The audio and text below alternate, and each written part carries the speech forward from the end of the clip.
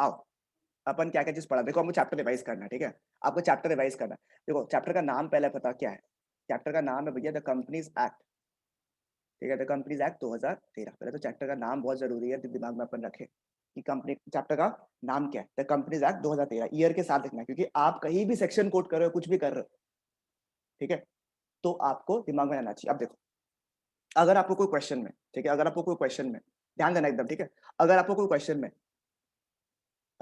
Section number याद है, ठीक है, जैसे आपको मैंने पूछा कंपनी का डेफिनेशन क्या होता है, ठीक है, अब देखो कंपनी का डेफिनेशन आपको एग्जाम में नहीं पूछेगा, बट अगर कंपनी से कोई भी रिलेटेड फीचर बताया ना, कुछ भी बताया, जैसे पूछा कि सोचो मैं आपको पूछूं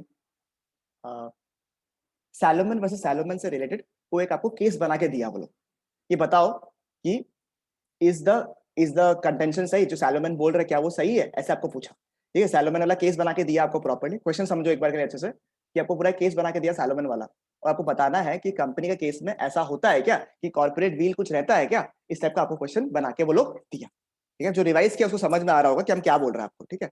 अब देखो आपको ये बताना है इस केस में, पहले आपको ये बताना है कि कंपनी के बारे में पूछा है कि कंपनी सही है या नहीं है, तो पहले कंपनी के बारे में बताओ कि कंपनी होता क्या है, तो सब टू सबसेक्शन 20 में अपने कंपनी के बारे में बोला, ठीक है, उसके बाद ये बोला कि one of an important characteristic और one of an important feature that company holds is the concept of corporate veil या फिर सेपरेट लीगल एंटिटी।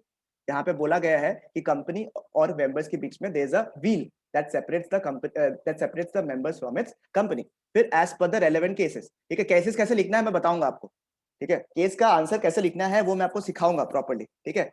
चलो अब देखो ये थी, अगर आपको सेक्शन नंबर याद है कोई चीज का आंसर का, अगर आपको सेक्शन नंबर याद है कोई आंसर का, ठीक है, तो आपको कैसे लिखा, देखो हाँ, as per section two subsection 20, इधर ब्रैकेट नहीं होगा सॉरी, हाँ, to subsection 20 of the companies act, पूरा लिखना है हाँ, 2013, ठीक है, फिर आपने पूरा बताया, ठीक है, कि company means a company incorporated under this act और एनी अदर प्रीवियस लॉ, ऐसे करके आपने लिख दिया और अपने आंसर कर लिख दिया, ठीक है, अगर आपको सेक्शन नंबर याद है, ठीक है। या फिर एक और तरीका सर बताओ, नया तरीका बताओ, section two subsection 20 of the companies act states, क्यों बता रहे हैं सब चीज आप, क्योंकि जब आंसर लिखने जाओगे ना तो ऐसा लगेगा कि आंसर तो आता है मेरे को, अभी जब हम लोग कंपनीज एक्ट का क्वेश्चन डिस्कस करेंगे ना तो आपको ऐसा लगेगा कि आंसर तो आता है मेरे को, बट लिखे कैसे आंसर को वो समझ में नहीं आ रहा है। और जो बुक आपको मैं दूंगा क्वेश्चन बुक, उसमें मैंने बहुत कुछ चीज मेन मेन हाईलाइट कर दिया है, तो आपको एग्जैक्टली पता होगा कि एग्जाम में आपको लिखना क्या है। बट आपको ये भी जानना जरूरी है कि आप शुरू कैसे करें, क्योंकि सर आपका दिमाग में ये नहीं होना चाहिए कि हम आंसर फ्रेम कैसे करें, आपके दिमाग में ये होना चाहिए कि हम आंसर डायरेक्ट लिखेगा, क्योंकि हमको आंसर जो है ऑलरेडी पता है।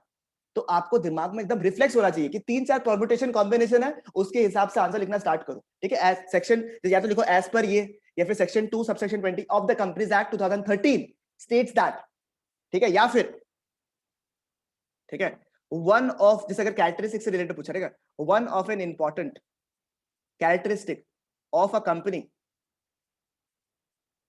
एज पर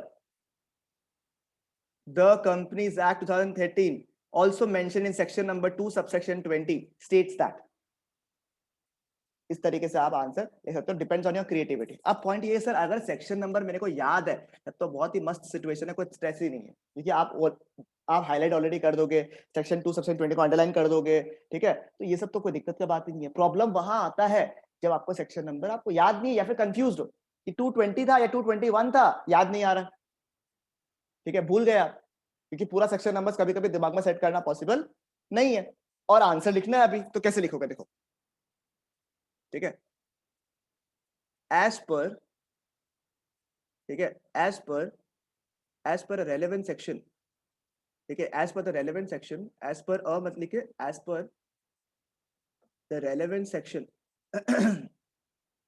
ठीक है, relevant section of the companies act, ठीक है, ऐसे करके आपने लिख दिया as per the relevant section, ठीक है, या फिर ये हो गया as per the relevant section of the companies act कर दिया, फिर उसके बाद में ये सब लोग इस तरीके से लिख सकते हो, ठीक है, कि as per the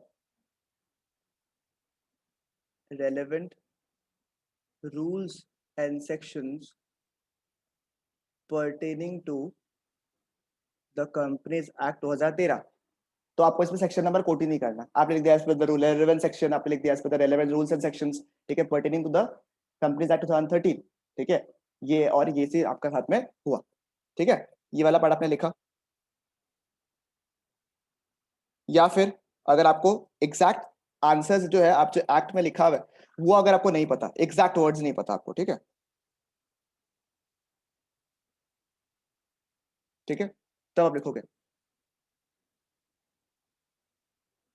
referring to या फिर ऑन रेफरेंस, ठीक है, जैसे भी, ठीक है, ऑन रेफरेंस या फिर रेफरिंग टू, ठीक है, मैं पहले रेफरिंग टू वाला पार्ट लिख देता हूँ, ठीक है, referring to one of an important section in the Companies Act 2013 states that, इस तरीके से आप या फिर tells about या mentions about, कुछ भी आप वर्ड जो है लिख सकते हो। तो इस तरीके का आंसर लिखने का तरीका है, ठीक है। अब ये हो गया सेक्शन नंबर जिसका याद है, सेक्शन नंबर जिसका याद नहीं है, ठीक है। अब आया केस स्टडी के बारे में। अब केस स्टडी में क्या कुछ कुछ तो रेलेवेंट केस स्टडीज है जो कि आपके दिमाग में सेट करना ही है, क्योंकि अगर एग्जाम में पूछ लिया कि आप इस में क्या होगा, मतलब पूरा केस बता दिया कि ए बी सी ऐसे से हुआ, ऐसे से हुआ, ऐसे से हुआ, आप मेरे को बताओ कि क्या हुआ था एज पर अ रेलेवेंट केस स्टडी। अगर ये मेंशन किया हुआ है क्वेश्चन में कि आप रेलेवेंट केस स्टडी के हिसाब से बताओ कि क्या हुआ था, तब तो देखो वहां पे केस स्टडी आपको मेंशन करना ही पड़ेगा। अगर आपने नहीं किया तो आपको मार्क्स कटेगा। बट अगर सोचो बाई चांस 4 मार्क का क्वेश्चन है, केस स्टडी में सोचो 1 मार्क, अभी भी चांस है कि आप 3 मार्क स्कोर कर सकते हो। तो 3 मार्क कैसे स्कोर करोगे? आपको सेक्शन, आपको ना सेक्शन नंबर याद है ना केस स्टडी याद है, ठीक है। According to a landmark case या फिर according to one of a relevant case, one of a, क्योंकि अगर एग्जाम में पूछे तो रेलेवेंट तो होगा ही केस, ठीक है, रेलेवेंट केस, ठीक है, इस तरीके से आप लिख सकते हैं according to a landmark case और as per one of the relevant cases, ठीक है, mentioned under the companies act, ठीक है, इस तरीके से आप जो है आप, या फिर एडरिंग, आप मेंशन मत करो, आप एडरिंग मतलब कि उसके रिलेशन में, ठीक है, in relation to the companies act, इस तरीके से आप लिख सकते हो in relation to the companies act 2013 और अंडर द कंपनीज एक्ट 2013, ठीक है, वी हैव ऑब्जर्व्ड, इस तरीके से आप लोग केस स्टडी वाला पढ़ सकते हो। और केस स्टडी का जो आंसर्स है वो मैं आप लोगों को अलग तरीके से भी लिखाऊंगा, इसलिए इतना बॉदरेशन वाला बात नहीं। अगर आपको ऐसा लगता है कि मेरे को नंबर्स याद नहीं हो रहा है या कोई, जितना हो सकता है उतना तो करो, आपने जितना रिपीट करे कुछ कुछ आपको सेक्शन नंबर दिमाग में सेट हो जाएगा।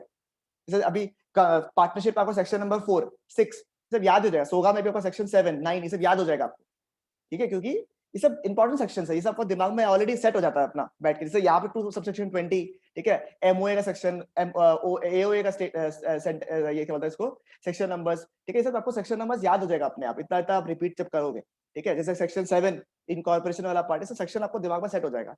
बट अगर कुछ सेक्शंस याद नहीं तो उसका सोल्यूशन आपके पास में है। गलत सेक्शन नंबर कोट मत करना, हर चीज का सोल्यूशन आंसर लिखना, और केस स्टडी का कैसे लिखना है वो मैं बताऊंगा आपको, ठीक है, कैसे लिखना है आपको, ठीक है। आओ,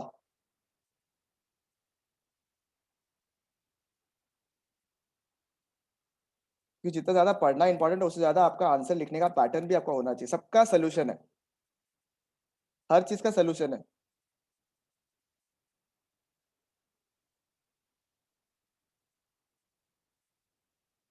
ठीक है। अब सुनो, द कंपनीज एक्ट 2013 हमको रिवाइज करना है, तो सबसे पहला चीज दिमाग में आएगा कि सर आखिरकार जो है कंपनी होता क्या है, क्योंकि कंपनीज एक्ट के बारे में बात करो तो भैया कंपनी क्या होता है। कंपनी डिफाइंड है 2 सबसेक्शन 20 में, डेफिनेशन आपको याद है, ठीक है। और कंपनी जो है it does not include body corporate, मतलब बॉडी कॉर्पोरेट अलग है और कंपनी अलग है। बॉडी कॉर्पोरेट जो है कंपनी नहीं हो सकता है, ठीक है, बट कंपनी बॉडी कॉर्पोरेट हो सकता है, बट बॉडी कॉर्पोरेट जो है वो कंपनी नहीं हो सकता, बिकॉज बॉडी कॉर्पोरेट जो होता है वो कंपनीज एक्ट 2013 या फिर कोई भी प्रीवियस लॉ के तहत कंपनी नहीं भी हो सकता है, ठीक है। क्लियर है ये वाला पार्ट, ठीक है।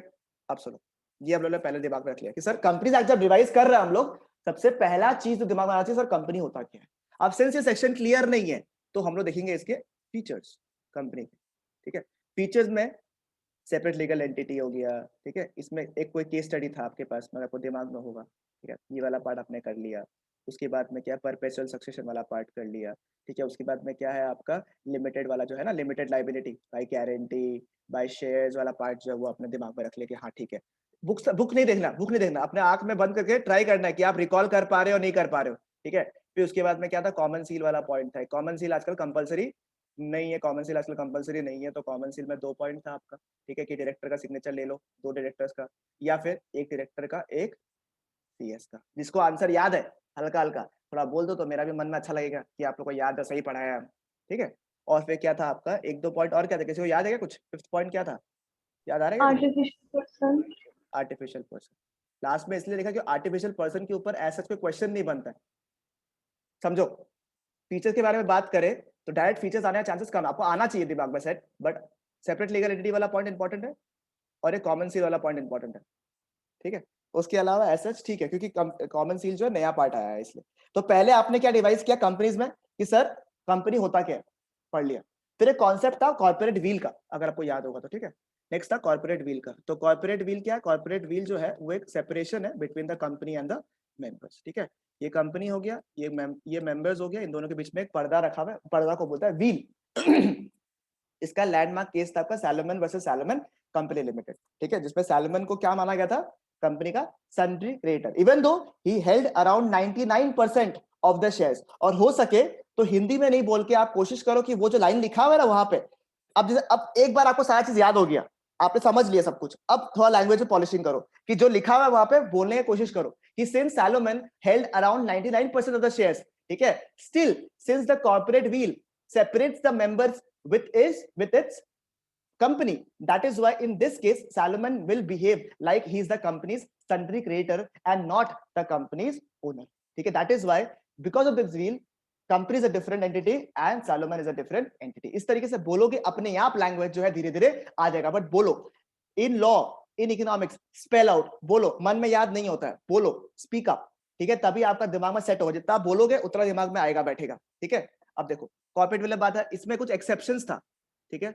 इसमें कुछ एक्सेप्शंस था, ठीक है। एक्सेप्शंस क्या क्या था आपका, कुछ कुछ था, to find the true character of the company, Daimler वाला पार्ट, फिर आपका टू प्रोटेक्ट द रेवेन्यू वगैरह, ढिनशॉ मैनेजी पेटेट वाला पार्ट। देखो केस स्टडी इस तरीके से याद हो, केस स्टडी अगर याद हो रहा दिमाग में बढ़िया है, ठीक है, ढिनशॉ मैनेजी पेटेट, ठीक है। उसके बाद में क्या था, Daimler versus continental tyre and rubber company वाला पार्ट, ठीक है। उसके बाद और क्या था आपका, एजेंट वाला पॉइंट, एजेंट वाला में क्या था, सब्सिडरी अगर एजेंट फॉर्म करता है, उसमें कौन सा केस था, याद है किसी को,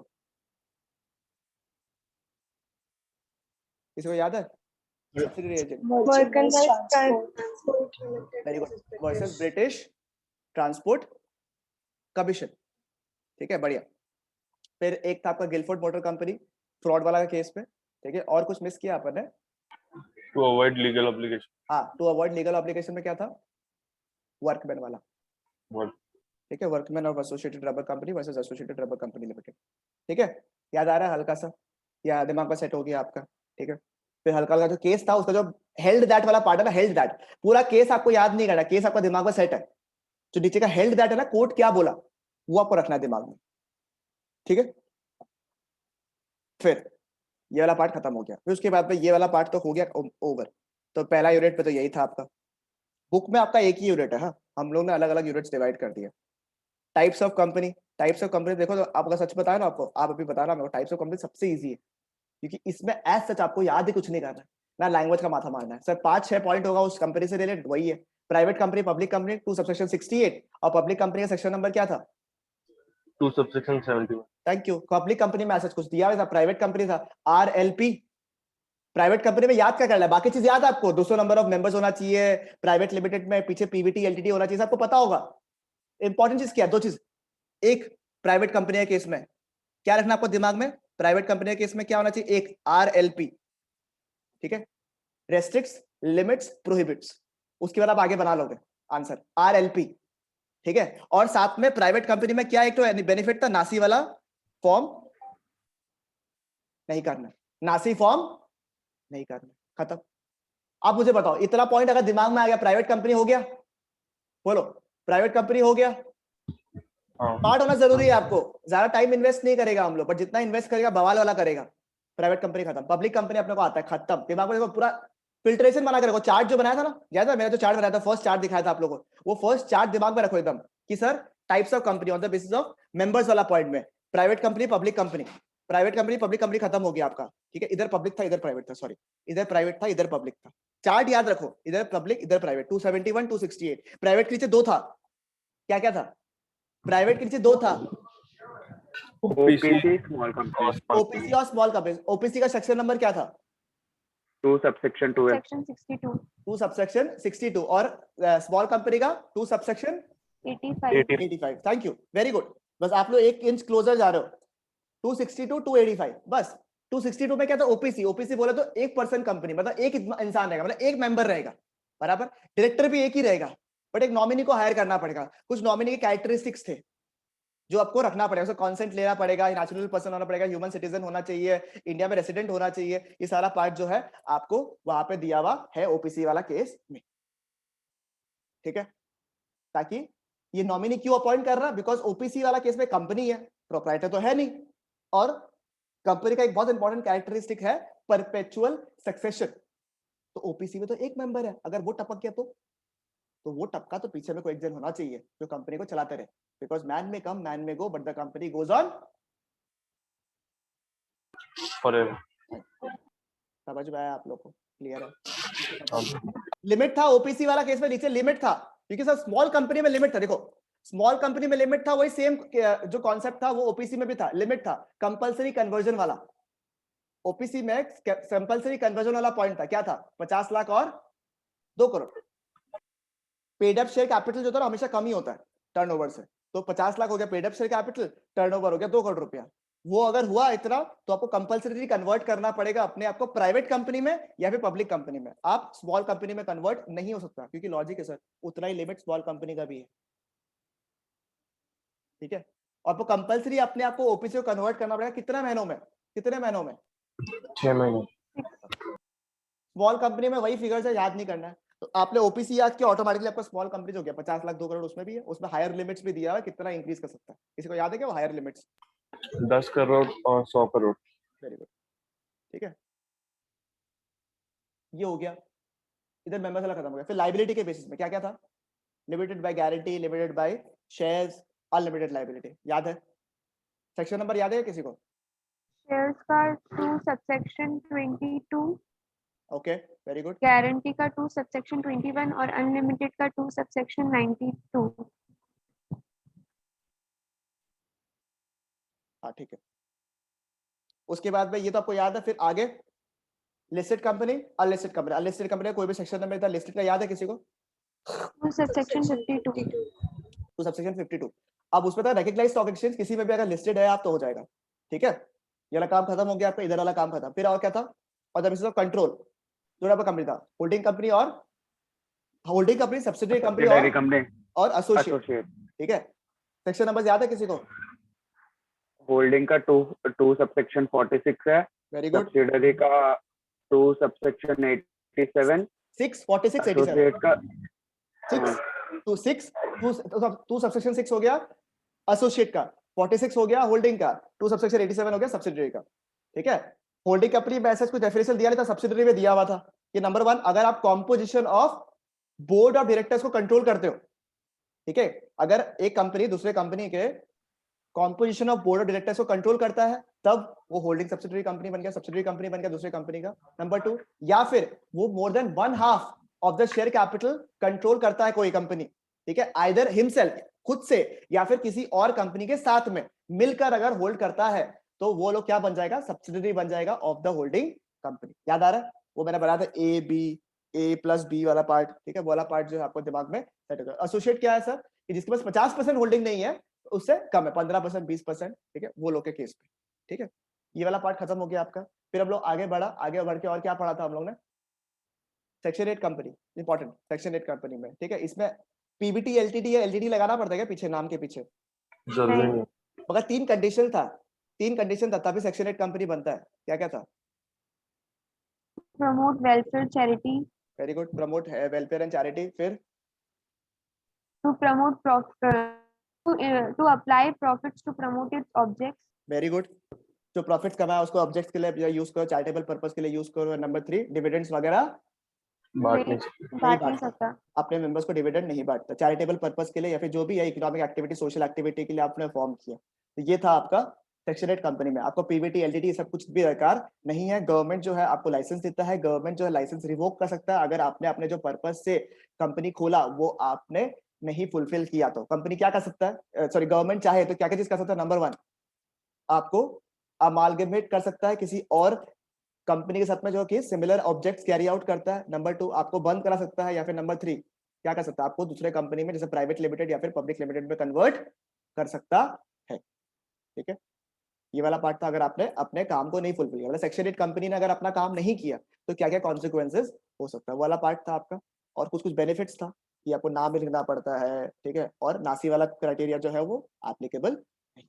ठीक है, ये था सेक्शन 8 कंपनी। फिर टाइप्स ऑफ अदर कंपनीज था आपका, निधि कंपनी, पीएफआई, फॉरेन कंपनी, सब इजी था आपका। ठीक है, ये सब तो इजी भैया हाँ जी, वो सेक्शन 8 में नासी का ऑडिट कमेटी नहीं आता क्या? ऑडिट कमेटी आता है। ठीक है, ऑडिट कमेटी होता है उसमें। ठीक है, नासी का पूरा नहीं होता, NSI, nomination stake holders relationship committee और इंडिपेंडेंट ऑडिटर, ऑडिट कमेटी रहता है उसका।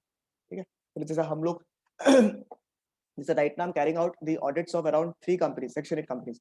ठीक है, तो हम लोग सब लोग एज एन ऑडिटर हायर होते हैं वहाँ पे। ठीक है, जैसे कि आपका जैसे आपने सुना होगा, ये आईआईटी वाला सुना आपने? आईआईटी जो है, सुना आपने IIT? IIT is a trust. IIT Guwahati is a trust. IIT Guwahati has one more section which they have made as a company. It's a section 8 company. ठीक है, तो दैट आजकल प्राय गवर्नमेंट ये बोलता है कि आप ट्रस्ट वगैरह नहीं बनाओ, बड़े बड़े इंस्टीट्यूट्स को, बड़े बड़े चीजों को बोलते हैं कि आप ट्रस्ट मत बनाओ, सेक्शन 8 कंपनी बनाओ, क्योंकि सेक्शन 8 कंपनी थोड़ा मॉनिटरिंग करने में इजी है। ठीक है, ये वाला पार्ट अपन ने पढ़ा। With that unit number 2 is over. Unit number 3 में क्या था सर? सबसे यूनिट नंबर 3 में जोरदार था कुछ कुछ चीज। ठीक है, नंबर 1 था प्रमोटर वाला पार्ट, याद है क्या? प्रमोटर, प्रमोटर कौन होता है? पहले मतलब प्रमोशन था, पहले उन्होंने प्रमोशन पढ़ा था कि all those activities which are needed to bring a company into existence, हर एक काम को करने के लिए जिससे कंपनी जो है एग्जिस्टेंस में आए, उसको बोलते हैं प्रमोशन। और उसके अंदर था प्रमोटर। प्रमोटर बहुत कुछ चीज करता था। तो कब एक इंसान प्रमोटर बनता था, याद है किसी को? कब कब एक इंसान प्रमोटर बनता है? उसका नाम प्रोस्पेक्टस में हो, वेरी गुड, उसका नाम अगर प्रोस्पेक्टस में हो, फिर फिर वो सारा अफेयर्स को कंट्रोल करता हो, controls the affairs of the company. Very good. फिर नंबर 3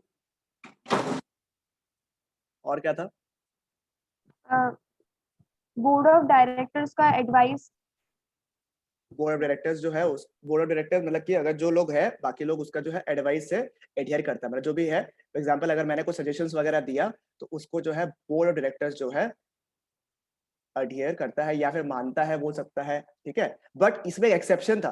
क्या था एक्सेप्शन?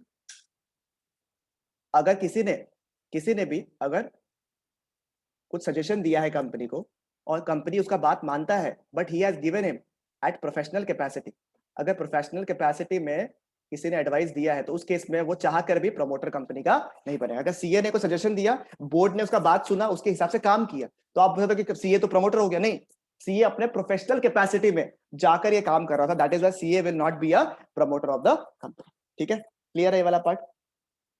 बताओ मेरे को। हाँ भैया। ये वाला पार्ट खत्म हो गया, प्रमोशन, प्रमोटर। फिर था आपका सबसे इंपॉर्टेंट पार्ट, वो था आपका सेक्शन 7। ठीक है, इनकॉर्पोरेशन। ठीक है, सेक्शन 7 में सबसे पहला डॉक्यूमेंट क्या था? अपना घर का डॉक्यूमेंट, एमओए और एओए। एमओए वाला डॉक्यूमेंट कोई पढ़ा जो भेजा था, वर्ड फाइल? हाँ भैया, समझ आया हल्का हल्का? थोड़ा थोड़ा है। ठीक है, अभी बता देगा मैं आपको। हाँ, एमओए एओए वाला पार्ट। ठीक है, फिर नंबर 2 क्या था और क्या था? पहले जो खुद का document, correspondence address. Address of correspondence. ठीक है, till the RO is registered office is form. Number 3 क्या था? पर्टिकुलर्स।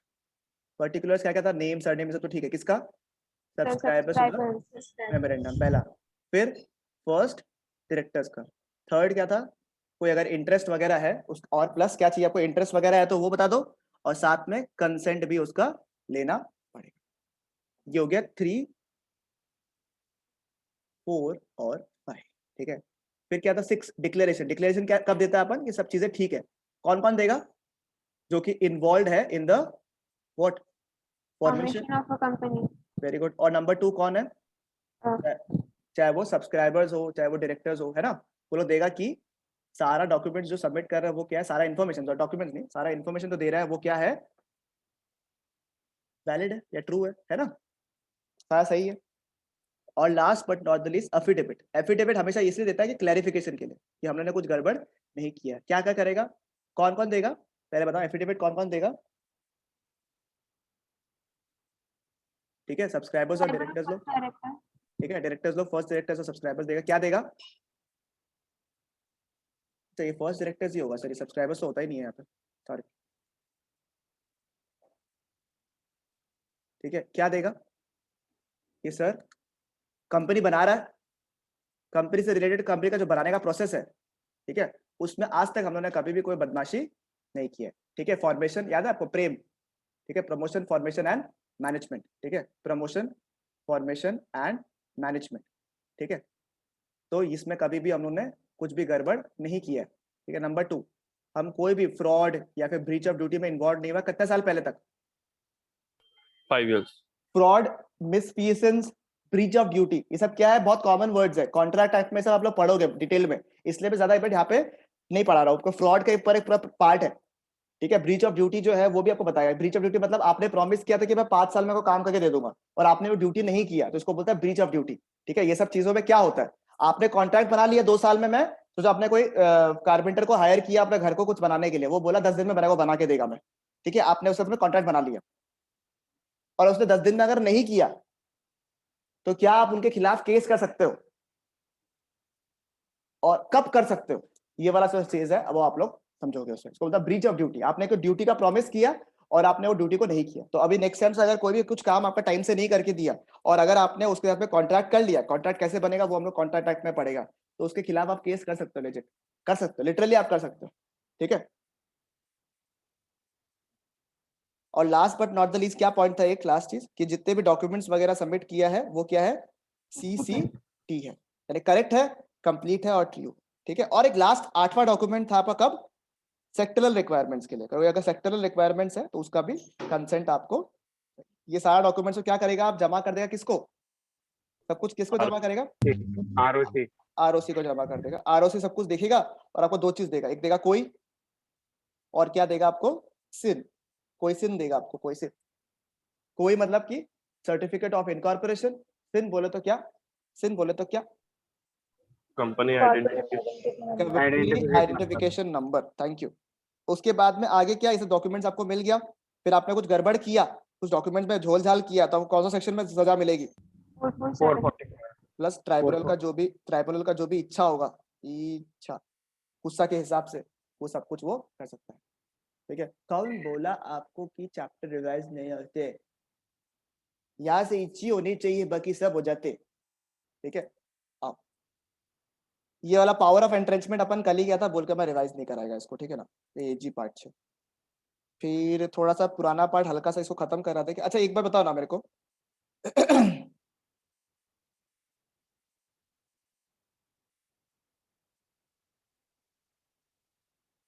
चलो ये वाला पार्ट डिस्कस करते हैं, इंटरेस्टिंग पार्ट है, देखो सेक्शन नंबर 10 इंटरेस्टिंग है वाला। ठीक है, क्या होता है देखो,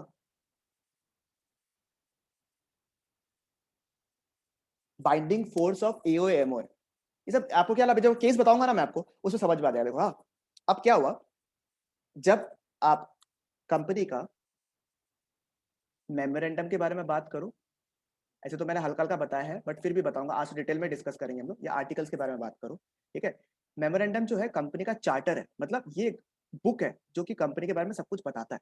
ठीक है, ये कंपनी के ऑब्जेक्ट्स के बारे में बताता है, मेनली क्या है, देखो ऐसे तो बहुत कुछ बताता है, कंपनी कहाँ है, कंपनी रजिस्टर्ड ऑफिस किधर है, कंपनी क्यों फॉर्म किया हुआ है, कंपनी लिमिटेड बाय गारंटी है या लिमिटेड बाय शेयर्स है, सब कुछ बताता है आपका। ठीक है, बट मेनली क्यों फॉर्म किया हुआ है, ताकि कंपनी का जो ऑब्जेक्ट्स है ना उसके बारे में मुझे पता चल सके। ठीक है, और आर्टिकल्स जो है वो मेनली जो है रूल्स एंड रेगुलेशंस के बारे में बताता है, स्पेसिफिक रूल्स एंड रेगुलेशंस। ठीक है, रूल्स एंड रेगुलेशंस के बारे में बताता है स्पेसिफिकली, उस कंपनी का रूल्स एंड रेगुलेशन स्पेसिफिकली बताता है। ठीक है, और ये माना जाता है, ये प्री एज्यूम्ड रहता है कि अगर कोई इंसान कंपनी से डील कर रहा है, ठीक है, तो ये प्री एज्यूम्ड है कि लोगों ने आप कंपनी के MOA और AO को बिल्कुल जरूर से पढ़ा होगा। ठीक है, ये प्री एज्यूम्ड है कि जो भी इंसान कंपनी से डील कर रहा है वो कंपनी का एमओए और एओए को डेफिनेटली पढ़ा होगा, ठीक है, ये प्री एज्यूम। अब सुनो, कंपनी के एमओए में लिखा हुआ था कि कंपनी जो है लोन दे सकता है। मैं एक बार सेम एग्जांपल ले रहा हूं बट थोड़ा इसको ऑल्टर कर रहा हूं, ठीक है। कंपनी लोन दे सकता है, ठीक है, ये कंपनी के एमओए में लिखा हुआ था, मेमोरेंडम में लिखा हुआ था कि कंपनी के पास जो पावर है उसमें से कंपनी जो है लोन दे सकता है। आर्टिकल्स में मेंशन किया हुआ है कि कंपनी जो है इतना लाख रुपए तक का लोन दे सकता है, ठीक है। अब क्या हुआ, हर्षल आया, हर्षल हल्का हल्का लॉ पढ़ा, हर्षल आया और बोला कि कंपनी मेरे को लोन चाहिए। कंपनी बोला ठीक है, मेरे एमओए में लिखा हुआ है, तुमने एमओए तो पढ़ा ही होगा, उसमें मैं लोन दे सकता हूँ। कंपनी ने क्या किया, हर्षल को 5 लाख रुपए का लोन दे दिया, ठीक है। कंपनी खुश और हर्षल भी खुश। साल भर बाद में कंपनी बोला, हर्षल जी आपने लोन लिया था मुझसे 5 लाख रुपए का, आपने लोन लिया था मुझसे 5 लाख रुपए का, उसको वापस करो। क्या हुआ, वापस आपने किया नहीं है। तो हर्षल बोला कि मैं आपको रुपया वापस क्यों करूं। तो कंपनी बोला कि अरे आपने मुझसे लोन लिया है, ठीक है, तो आपको तो मुझसे रुपया वापस करना पड़ेगा।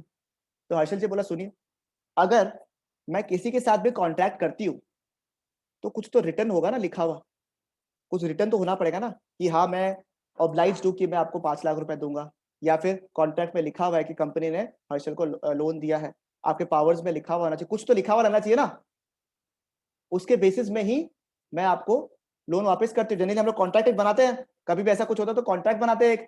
अपने केस में कॉन्ट्रैक्ट बना ही कहा, अपने बेस में कंपनी के बीच में और हर्षल के बीच में कॉन्ट्रैक्ट बना ही कहा, ठीक है।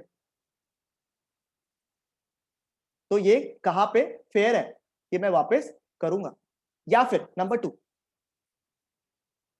कंपनी अपना शेयर्स ट्रांसफर कर रहा था हर्षल को, कंपनी अपना शेयर्स ट्रांसफर कर रहा था हर्षल को, ठीक है, 5 लाख रुपए का शेयर्स ट्रांसफर कर दिया हर्षल को। हर्षल बोलता है कॉन्ट्रैक्ट हुआ ही नहीं, मेरे को रुपया देना ही नहीं है आपको 5 लाख रुपए। कहाँ कॉन्ट्रैक्ट हुआ है, कहाँ लिखा हुआ है, कंपनी मेरे साथ में आके बैठ के, कंपनी जगह बैठा है, हम एक जगह बैठा है, बैठ के तो हम लोगों ने कोई कॉन्ट्रैक्ट बनाया ही नहीं, चाहे वो लोन हो चाहे वो शेयर का केस में हो, कंपनी तो मेरे साथ में कोई कॉन्ट्रैक्ट बनाया ही नहीं। तो कंपनी बोला ये तो गलत बात है, देखो आप मेरे कंपनी के एमओए में लिखा हुआ है, एओ में लिखा हुआ है, आप देख के पढ़ लो। बोलता मैं क्यों पढ़ूं, कॉन्ट्रैक्ट तो मेरे और आपके बीच में होगा, मैं कंपनी का डॉक्यूमेंट्स क्यों पढ़ूं, हमारे और आपके बीच में कोई कॉन्ट्रैक्ट हुआ है क्या। तो ये तो प्रॉब्लम वाला चीज हो गया, ठीक है। इसलिए कंपनी लॉ ने एक सेक्शन ला दिया, सेक्शन नंबर 10। सेक्शन नंबर 10 ने क्या बोला पता है, सेक्शन नंबर 10 ने बोला कि देखो कंपनी तो भैया आर्टिफिशियल पर्सन है, वो बैठ के कोई इंसान के साथ में कॉन्ट्रैक्ट तो कर नहीं सकता है, ठीक है। तो ये माना जाएगा, क्या बोला मैंने, ये माना जाएगा कि जो कंपनी का एमओए और एओए है ना, जो कंपनी का एमओए और एओए है ना, वो क्या है पता है क्या, वो माना जाएगा कि वो ऐसा कॉन्ट्रैक्ट है जो इक्विवेलेंट यानी कि सेम है, एज इफ कि दो इंसान ने बैठ के प्रॉपर्ली कॉन्ट्रैक्ट किया है। मतलब जो एमओए में लिखा हुआ है कि कंपनी लोन दे सकता है और हर्षल को लोन वापस करना है, ये लिखा हुआ है एमओए में, सोचो कंपनी का एमओए में, ये माना जाएगा कि कंपनी का एमओए में जो लिखा हुआ है ना, जो रिटर्न है, ठीक है, वो एज इफ सिमिलर है कि दो इंसान अगर आपस में बैठ के एक कॉन्ट्रैक्ट बना रहा है, दोनों जन साइन कर रहा है, सब कुछ कर रहा है, प्रॉपर्ली साइन किया है, उसका रेलेवेंस और एमओए में जो लिखा हुआ है कंपनी का, उसका रेलेवेंस बिल्कुल सेम है।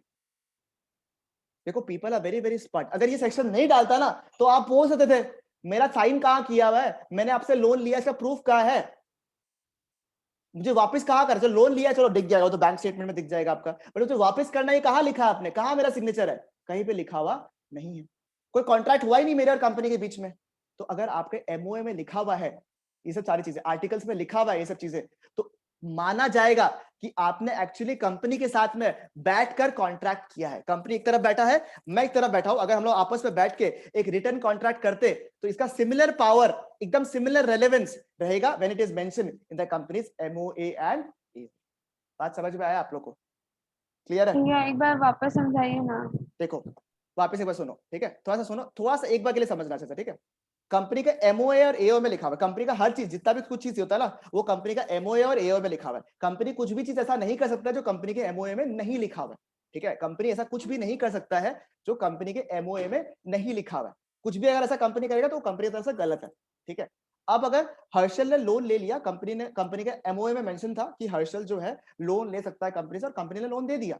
रीपेमेंट का जब बात आया तो हर्षल बोला कि मैं क्यों पे करूं, मेरे साथ में कंपनी का तो वो कॉन्ट्रैक्ट हुआ ही नहीं है, मेरा बैठ के कोई रिटर्न कॉन्ट्रैक्ट तो हुआ ही नहीं है, मेरा तो कंपनी के साथ में कोई कॉन्ट्रैक्ट ही नहीं हुआ। क्योंकि कॉन्ट्रैक्ट होने के लिए क्या होता है, एक इंसान बैठेगा प्रॉपर्ली, रिटर्न सिग्नेचर करेगा, कॉन्ट्रैक्ट बनाएगा प्रॉपर्ली, या फिर वर्बल भी करेगा, तो कुछ कॉन्सेंट होना चाहिए आपस में, कुछ तो हुआ ही नहीं। मैंने तो कंपनी के साथ में बैठ के कोई कॉन्ट्रैक्ट ही नहीं किया, तो किस चीज का मैं पैसा वापस दूं। तो इस चीज को अवॉइड करने के लिए, इस प्रॉब्लम को सॉल्व करने के, बिकॉज कंपनी तो सामने आपके साथ बैठ के कॉन्ट्रैक्ट तो बना नहीं सकता है, क्योंकि कंपनी तो एक आर्टिफिशियल लीगल पर्सन है, ठीक है। तो कंपनी लॉ में एक सेक्शन डाला गया था, सेक्शन नंबर 10, जिसको बोलते हैं कि जो भी चीज आपका कंपनी का एमओए में लिखा हुआ है और एओ में लिखा हुआ है, वो उसका जो पावर है या उसका रेलेवेंस जो है वो इक्वल है, ठीक है। एज इफ कि दो इंसान अगर बैठ के कॉन्ट्रैक्ट बनाता, उसका जो रेलेवेंस होता है ना, बैठ के अगर दो इंसान कॉन्ट्रैक्ट बनाता, उसका जो रेलेवेंस है वो बिल्कुल सेम है एज इफ कॉन्ट्रैक्ट जो है एमओए में लिखा हुआ है। यानी मेमोरेंडम में अगर लिखा हुआ है कि आप लोन दे सकते हो, और आर्टिकल्स में लिखा हुआ है कि वो लोन जो आप दिए हो उसको आपको साल भर के अंदर वापस करना है, द अमाउंट इज 5 लाख और लेस, अगर लिखा हुआ है, तो वो एज इफ वो कॉन्ट्रैक्ट ऐसे बना है कि अगर दो इंसान जैसे हर्षल और हम बैठा हुआ है, और हम डिसाइड करें कि हर्षल तुमको ना वापस रुपया जो है साल भर के अंदर वापस करना पड़ेगा, बिकॉज तुम्हारा अमाउंट 5 लाख रुपया है, और हर्षल बोलता है हाँ ठीक है मैं साइन कर देती हूँ। तो जो एमओए एओ में लिखा हुआ है ना, अगर आप उसके तहत कॉन्ट्रैक्ट कर रहे हो कंपनी से, उसका रेलेवेंस जो होता है वो सिमिलर है एज इफ कि हम लोग बैठ के कॉन्ट्रैक्ट कर रहे हैं, क्योंकि कंपनी और उस पर्सन के बीच में कोई कॉन्ट्रैक्ट नहीं हुआ, बट मेमोरेंडम और आर्टिकल्स जो है वो एक प्रूफ है कि आपके बीच में एक एग्रीमेंट हुआ है और उसका रेलेवेंस जो है सेम है। आप समझ में आया आप लोग को? बताओ, डाउट है तो बताओ। भैया फिर कॉमन सील क्यों नहीं यूज करते हो? भैया हर कॉन्ट्रैक्ट में कॉमन सील पॉसिबल है ना। तो जो तुम इतना सारा लोग शेयर्स बाय करता है, सेल करता है ना, रोज सेल करता है, रोज बाय करता है, कोई छोटा छोटा कॉन्ट्रैक्ट्स करता है, तो हर केस में कंपनी तो ऐसा नहीं है सकता ना कि हर जगह इन्वॉल्व हो। अब मैं रिलायंस का शेयर दे रहा हूं तो रिलायंस तो ना कंसेंट आ रहा है कि हाँ ठीक है मैं अलाउ करता हूँ आपको, आपने पेमेंट किया, आपने ले लिया, क्योंकि उसका मेमोरेंडम में मेंशन है, हमारे बीच में कॉन्ट्रैक्ट हो गया। तो रिलायंस भी तो ऐसा बोल सकता है ना कि कहाँ लिखा हुआ मैंने अपना शेयर्स बेचा आपको, आपने खरीद लिया, और मैं बोलूंगा मैंने शेयर्स ले लिया मैं पैसा नहीं दूंगा, कहाँ लिखा हुआ है कि पैसे देना है मेरे को? मेमोरेंडम में पर लिखा नहीं, हुआ है, आर्टिकल्स में लिखा जैसे स्पेशल केसेस में जैसे हमने हुआ है। लोन हाँ दिया तब तो होना ही चाहिए। देखो, अगर जहां अप्रूवल रिक्वायरमेंट है, जनरली अप्रूवल कॉमन सील वगैरह रिक्वायरमेंट होता है आपका कंप्लायंस के केस में, ठीक है। बाकी मेमोरेंडम में अगर लिखा हुआ है, मेमोरेंडम में अगर लिखा हुआ है तब तो आपके पास ऑलरेडी पावर है, वो दरकार ही नहीं अलग से सील का। वैसे तो बता रहा हूँ मैं आपको ऐसे ही, ठीक है, दरकार ही नहीं अगर मेमोरेंडम में आपका मेंशन किया हुआ था अच्छे से। बोलो। बोल रहा था दो पर्सन जैसे कोई कॉन्ट्रैक्ट करता भी है एमओए और एओए के अकॉर्डिंग, तो फिर मतलब एक सिग्नेचर तो लेना ही पड़ेगा ना। फिर लास्ट में जब वो रीपेमेंट करेगा, जब वो रीपेमेंट करेगा तो उसके पास एक प्रूफ तो रहेगा कि हम उसको लोन दिया है, वो हमको रीपे करना पड़ेगा। तो वो फिर दो इंसान के बीच में जरूर हो सकता है, बट कंपनी ये चीज कैसे करेगा? ये कहाँ है कि कंपनी और जो मेंबर है, कंपनी और जो पर्सन है उसके बीच में कॉन्ट्रैक्ट हुआ है, समझ? अगर उसने पेपर दे दिया, साइन करवा दिया, तब तो ठीक है, कोई दिक्कत नहीं है, ठीक है। पर अगर नहीं भी किया और मेमोरेंडम में अगर लिखा हुआ है तो उसका रेलेवेंस बिल्कुल सेम होगा, समझ रहा है बात को? हाँ ठीक है, वो वाला बात बोला। तुम अगर कॉन्ट्रैक्ट रिटर्न करवा रहा है, साइन वाइन सब कुछ करा रहा है, कंपनी देखो इतना छोटा छोटा केस तो जनरली होता नहीं है ऐसा चीज, बट अगर करवा भी रहा है तब तो ठीक है। नहीं है तो एमओए और एओए पावर दे रहा है तुमको कि ऑलमोस्ट तुम्हारा जो पावर उस पर लिखा हुआ है वो ऐसा इक्वल है कि दो इंसान अगर बैठ के कॉन्ट्रैक्ट बना रहा है, वो उसका रेलेवेंस और एमओए और एओ में जो लिखा है उसका रेलेवेंस दोनों का सेम है, ठीक है। बताओ मेरे को। एक सेकंड रुको, एक सेकंड। हाँ, एक बार आप प्लीज इसको पढ़ो ना, ये वाला पार्ट को। ये वाला पार्ट पढ़ने से क्या होगा ना कि आपको समझ में आएगा, प्रोविजन वाला पार्ट, ये वाला। हाँ, ये प्रोविजन वाला पार्ट एक बार रीड करो, अगर डाउट हो तो अभी भी पूछो। हाँ हाँ बोलो। ये एमओए तो सिर्फ कंपनी का होता है ना, तो अगर बाहर का आदमी कोई भी आए लोन ले तो वो तो एमओए में नहीं होना चाहिए। मतलब अगर कंपनी का भी किसी से लोन लेता है या कुछ और वैसे, मतलब कंपनी अगर किसी से लोन लेता है, जैसे कम, हाँ हाँ ये अच्छा पॉइंट बोला है। हर्षल जो है अगर लोन वगैरह ले रहा है, इसका मेमोरेंडम में लिखा होगा ना, किसी थर्ड पार्टी के बारे में तो अलग से चीज हो गया, हर्षल जो है उसका शेयर्स वगैरह भी परचेज किया हुआ है, कंपनी से वो लोन वगैरह ले रहा है, Harshal on behalf of company loan दे रहा है। अगर ऐसा हुआ तो हर्षल को जो है मेंबर होना जरूरी है। ये देखो, इसलिए मैं बोलता हूं एक बार रीड करो इसको, थोड़ा सा चीज और बाकी है इसमें, इसलिए डिस्कस करना है, इसलिए बोल रहा हूँ। एक बार इसको रीड करो खाली, क्या लिखा देखो, effect of MOA and AOA subjects to the provision of the act, the memorandum and articles shall, when registered, bind the company and the members thereof to an same extent as if they respectively have signed by the company and its members। मतलब दो लोगों को ऐसे तरीके से hold करता है, ठीक है, इस तरीके से होल्ड करता है मेंबर्स और कंपनी को, क्योंकि कंपनी और मेंबर के बीच में एज सच कोई कॉन्ट्रैक्ट तो होता नहीं है, ठीक है। क्यों माने हम कि हम कंपनी का मेंबर है, हम क्यों माने, हम लोन वगैरह ले लेगा, कुछ भी ले लेगा, क्या फर्क पड़ता है। तो कहाँ हम लिखा हुआ है, मेरे साथ तो बैठ के तो कंपनी तो ऐसे बैठा नहीं है कि हाँ अब से आप मेरे कंपनी के मेंबर हो, ऐसे बैठ के और आपने ऐसे साइन किया, ऐसा तो कुछ किया नहीं है। आजकल तो डीमैटेरियलाइज्ड फॉर्म में आता है, मेरे साथ में कोई कॉन्ट्रैक्ट ही नहीं होता है, ठीक है। मेरा तो खाली क्या होता है, अकाउंट में डायरेक्टली जितना भी मैंने खरीदा शेयर्स को वो मेरा अकाउंट में आ जाता है, कुछ लेटर वेटर साइन वाइन तो कुछ हुआ ही नहीं, जो आपका जितना है सब आ जाता है आपका यहाँ पे, ठीक है। तो इससे फर्क ही नहीं पड़ता आपका। तो यही बोल रहा है आपका कि क्योंकि हमारे बीच में कंपनी और मेंबर के बीच में कोई भी कॉन्ट्रैक्ट आपस में नहीं हुआ है, ठीक है, तो ये माना गया है कि अगर एमओए एओ में लिखा हुआ है तो उसका रेलेवेंस क्या होता है, सेम। कि कोई कंपनी और मेंबर अगर आपस में बैठ के, ये मेंबर हो गया ये कंपनी हो गया, अगर आपस में बैठ के कॉन्ट्रैक्ट कर रहा है, ठीक है, तो उसका रेलेवेंस सेम होगा। और सेकंड पॉइंट वो हर्षल वाला पॉइंट आ जाएगा, देखो, all money payable by any member to a company under the MOA और AOA shall be a debt of the debt from him from the company. मतलब अगर कोई भी अमाउंट पेएबल है, ठीक है, और कंपनी उसे रिकवर कर सकता है, तो आप ये बोलोगे कि सर कुछ भी पेएबल है तो कहाँ लिखा हुआ है, मेरा तो कॉन्ट्रैक्ट ही नहीं हुआ कंपनी के साथ में, तो अब ये नहीं बोल सकता, बिकॉज आपका एमओए एओ में अगर मेंशन किया हुआ है ऑलरेडी पहले से, उसके तहत अगर आपका कुछ भी पैसा लाइबिलिटी बाकी है तो उसका मतलब एज इफ आपका लाइबिलिटी ऐसा है कि आप लोग दो जन आपस में बैठ के कॉन्ट्रैक्ट बनाया। बात समझ में? अब नेहा का पार्ट क्लियर हुआ थोड़ा सा? मतलब हर्षल जो था वो मेंबर था कंपनी मेंबर इसलिए बोला ना, शेयर्स खरीदा हुआ था, बोला था ना मैंने आपको यहाँ पे, इसका शेयर्स परचेज किया हुआ 5 लाख रुपए का, ठीक है। क्योंकि थर्ड पार्टी के केस में तो ये होगा ही नहीं, थर्ड पार्टी के केस में बताएगा मैं क्या होगा, बताओ, ठीक है। भैया हाँ वो मेमोरेंडम में जो भी लिखता है कंपनी लिखता है, हाँ। तो मतलब सपोज हम लोन नहीं लिया लेकिन फिर भी कंपनी में मेरा नाम डाल दिया तो ऐसे नहीं होता, memorandum ऐसे नहीं होगा होता, ऐसे नहीं होता, ऐसे नहीं होता, कंपनी नाम ऐसे नाम डाल नहीं सकता, ऐसे नहीं होता। सर अगर लोन रिपे कर लिया फिर भी कंपनी ने नहीं माना कि, नहीं नहीं नहीं, ऐसे आप केस कर दो, आप केस कर दो, आपके पास प्रूफ तो होगा ना कि आपने पेमेंट कर दिया, कुछ प्रूफ तो होगा, ठीक है। कुछ आड़ो से पूछो, अभी कोई दिक्कत नहीं है, बताओ हमको।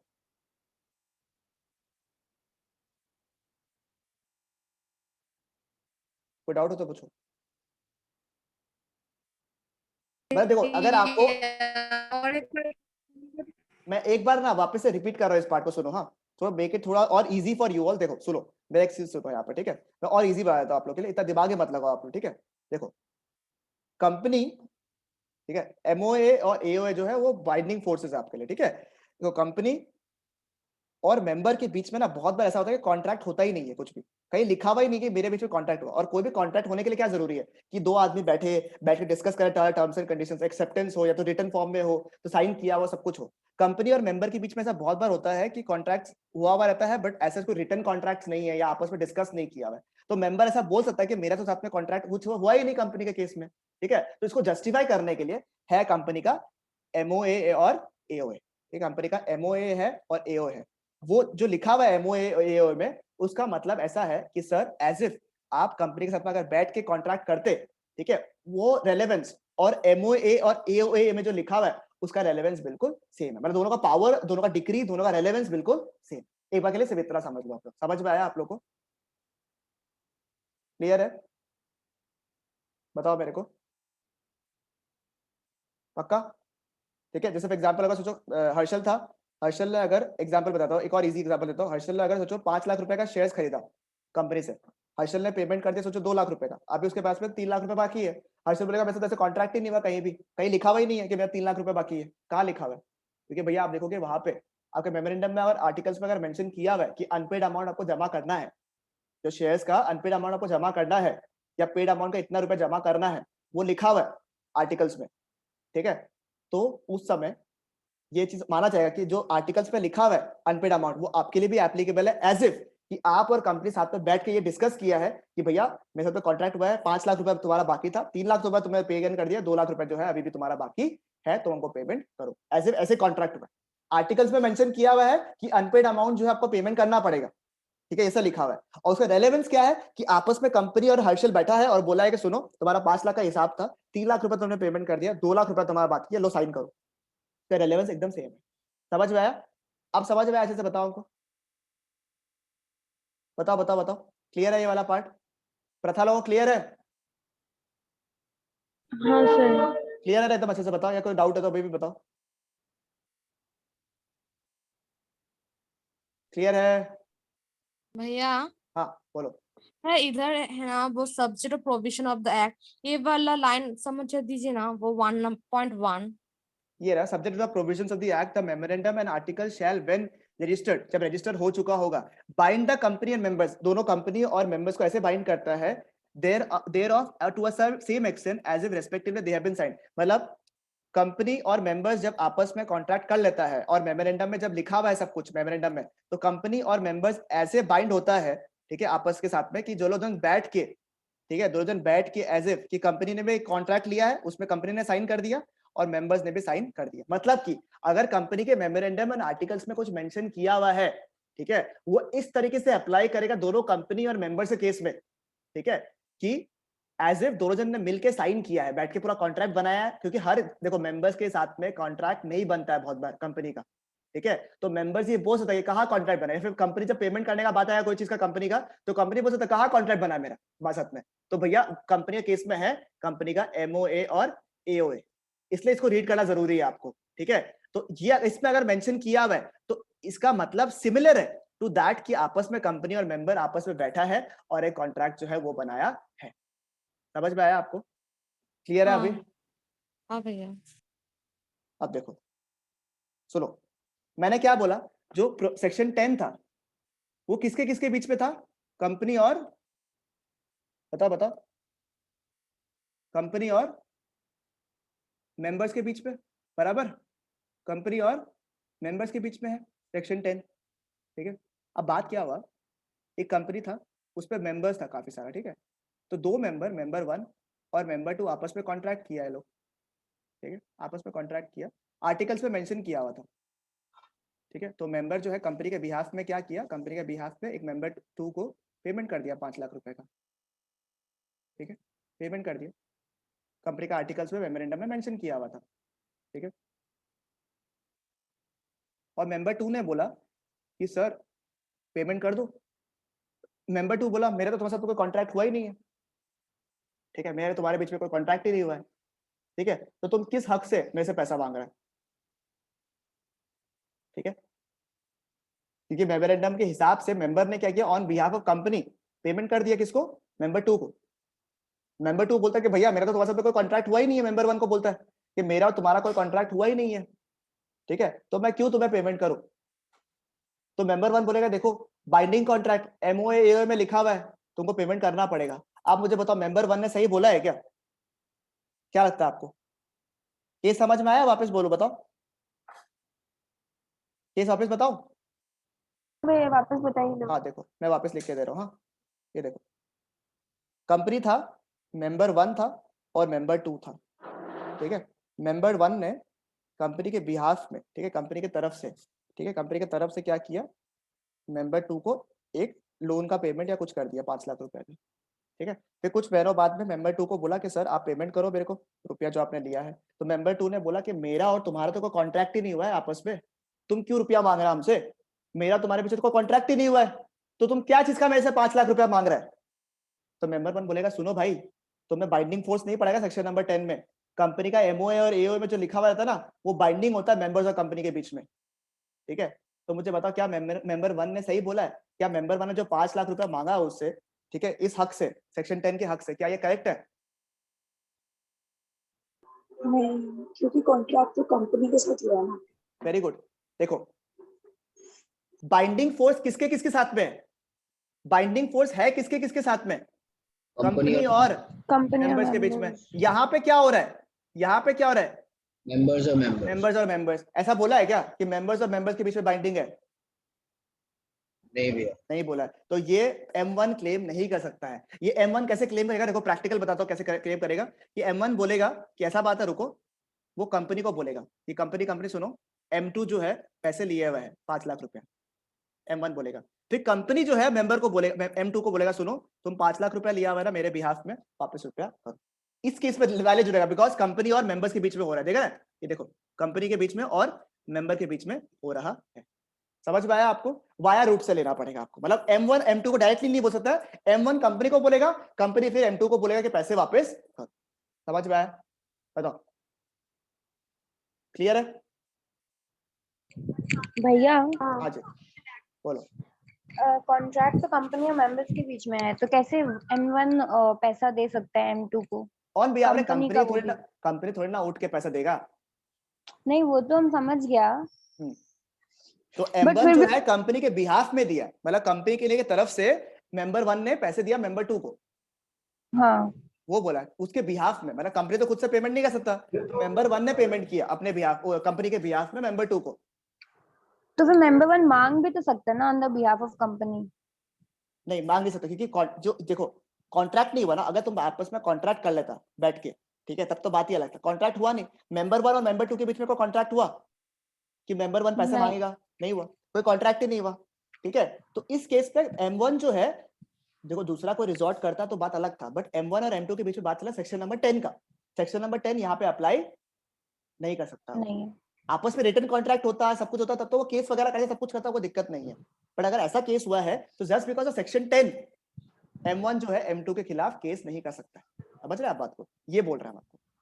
ठीक है, फॉर एग्जाम्पल अगर मैं बोलूं कि नया एक काम कर, तुम ना हर्षल से मेरा हर्षल का ना सोचो, हर्षल जो है, हर्षल हम तुमको 1 रुपया देते, तुमको 10,000 रुपया दे दिया हम, ठीक है नेहा? तो हाँ भैया, नेहा जो है 10,000 रुपया हर्षल को दे दिया, ठीक है? तुम मेरे बिहाफ पे किसको पेमेंट कर दिया? हर्षल को पेमेंट कर दिया। अब क्या हुआ, 2 महीना बाद में नेहा बोला, हम तुमको नेहा को बोला, नेहा सुनो 2 महीना का 10,000 रुपया दिया है, तुम देख लेना, ठीक है? ये बोला। अब नेहा 2 महीना बाद में हर्षल को पूछा कि हर्षल 10,000 रुपया लिया था ना, तो वो दो।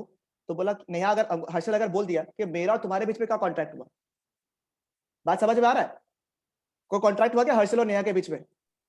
नहीं हुआ। किसके बीच में कॉन्ट्रैक्ट हुआ? आपके और हर्षल के। बात समझ में आया? तो तुम्हारा तो पावर ऐसा कुछ है ही नहीं। अच्छा। तुम क्या करेगा? तुम हमको फोन करेगा इमीडिएटली कि भैया वो तो हमको पैसा दे नहीं रहा है, आप बात करो। फिर हम बात करेंगे कि हर्षल सुनो, हम नेहा को तो मेरे बिहाफ में पैसे दिया था, तुम एक काम करो, नेहा को वापस पैसे करो, फिर हर्षल पेमेंट कर सकता। बात समझ में आया तुमको? हाँ, समझ में? वो वाला बात क्लियर है, ये वाला पार्ट?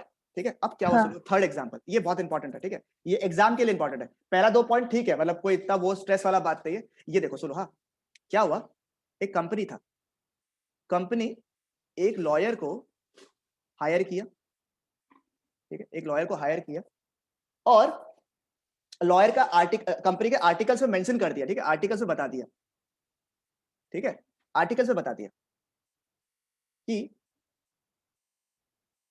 ठीक है, कि भैया सुनो, एज ए लॉयर मैं इसको हायर करता हूं, और लॉयर को ये बोलते कि तुमको ना मैं निकालने वाला नहीं हूं, मेंशन कर दिया, ठीक है, कि तुमको मैं निकालने वाला नहीं, 3 साल तक तुमको हम निकालने वाला नहीं है, ठीक है, हमने निकालने वाला। उसके बाद भी क्या हुआ, कंपनी ने इसको 2 साल के अंदर निकाल दिया लॉयर। आप मुझे बताओ, क्या सेक्शन 10 इसके ऊपर काम करेगा लॉयर के खिलाफ, लॉयर के लिए? बोलो। लॉयर को कैसे निकाल सकते हैं जब आर्टिकल्स में लिखा हुआ है कि वो 3 साल तक तो निकाल ही नहीं सकता? आर्टिकल्स में मेंशन कर दिया, फिर भी आर्टिकल्स को अमेंड करके कुछ करके 2 साल के अंदर जो है लॉयर को निकाल दिया।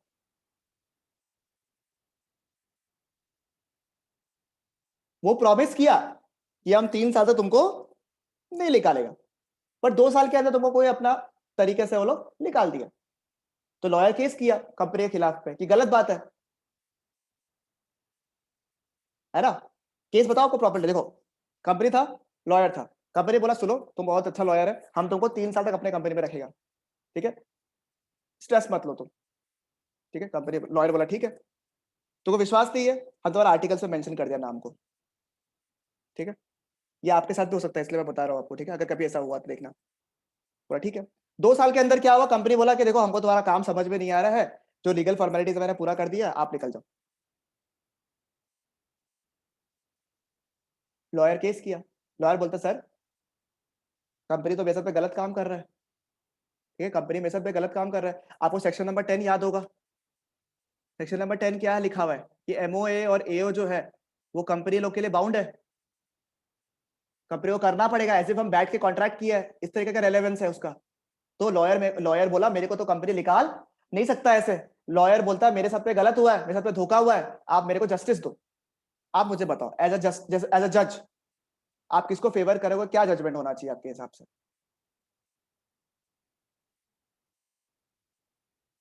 बताओ, केस समझ में आ गया? केस समझ में आया या नहीं आया बताओ मेरे को, या केस रिपीट करना वापस? बताओ, केस शायद समझ में आ गया होगा ना, बताओ बताओ, केस वापस रिपीट करना,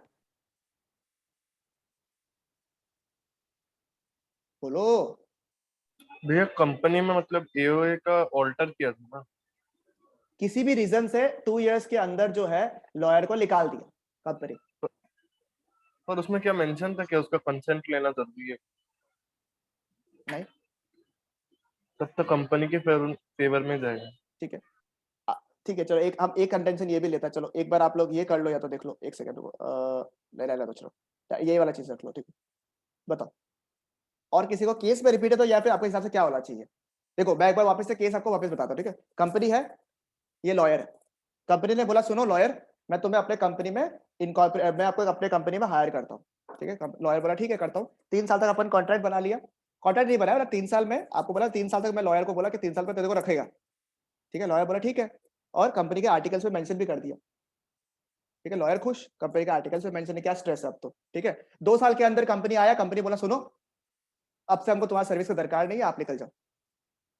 लॉयर बोला अरे ये क्या बात बोल रहे हैं आप, आपके आर्टिकल्स में मेंशन था, आपने प्रॉमिस किया था कि आप मुझे जो है एज अ लॉयर रखोगे 3 साल तक, आप 2 साल के अंदर मुझे निकाल रहे हो, मैं केस करूंगा आपके खिलाफ, ठीक है। कंपनी बोला कर लो। लॉयर बोला सर मिलॉर्ड मेरी बात सुनो, कंपनी ने मेरे को प्रॉमिस किया था कि वो 3 साल तक मुझे जो है एज अ लॉयर रखेगा, 2 साल के अंदर उन्होंने मेरे को निकाल दिया, ठीक है। सेक्शन 10 में ये चीज लिखा हुआ है कि आर्टिकल्स में अगर कुछ चीज मेंशन किया हुआ है तो कंपनी बाउंड है उसको करने के लिए। क्या है? कंपनी बाउंड है उसको करने के लिए, तो करना ही पड़ेगा, एज इफ वो कॉन्ट्रैक्ट बनाया है। इस तरीके का पावर है एमओए और एओए में, ये अपन ने पढ़ा। ये चीज बिल्कुल गलत हुआ मेरे साथ में, कोर्ट आप मेरे को डिसीजन दो, ठीक है। अब बताओ आपके हिसाब से क्या डिसीजन होना चाहिए?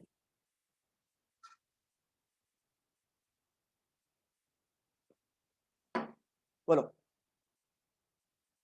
आपके हिसाब से क्या होना चाहिए?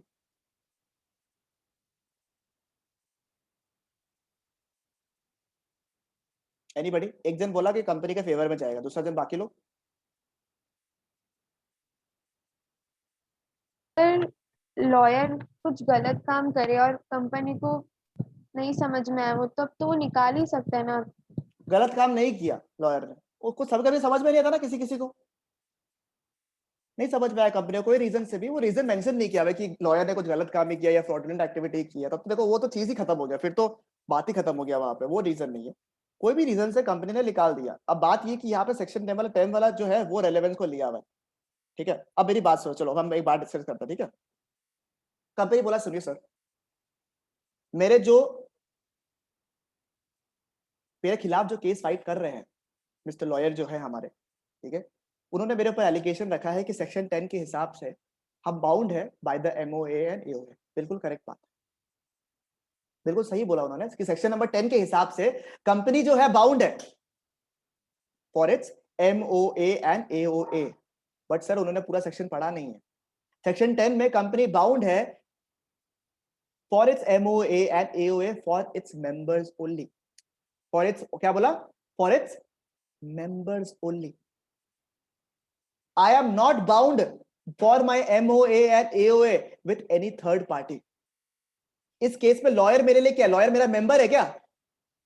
क्या लॉयर मेरा मेंबर है? नहीं लॉयर मेरा नहीं। मेंबर नहीं है सर, लॉयर मेरा मेंबर नहीं है तो सर वो मेरे लिए बाउंड है ही नहीं। Section 10 won't be applicable in this case, क्योंकि एमओए एंड एओए के बीच में जो रिटन कॉन्ट्रैक्ट जैसा होता है वो कंपनी और मेंबर्स के बीच में होता है, कंपनी और थर्ड पार्टी के बीच में तो लॉ मेंशन ही नहीं किया।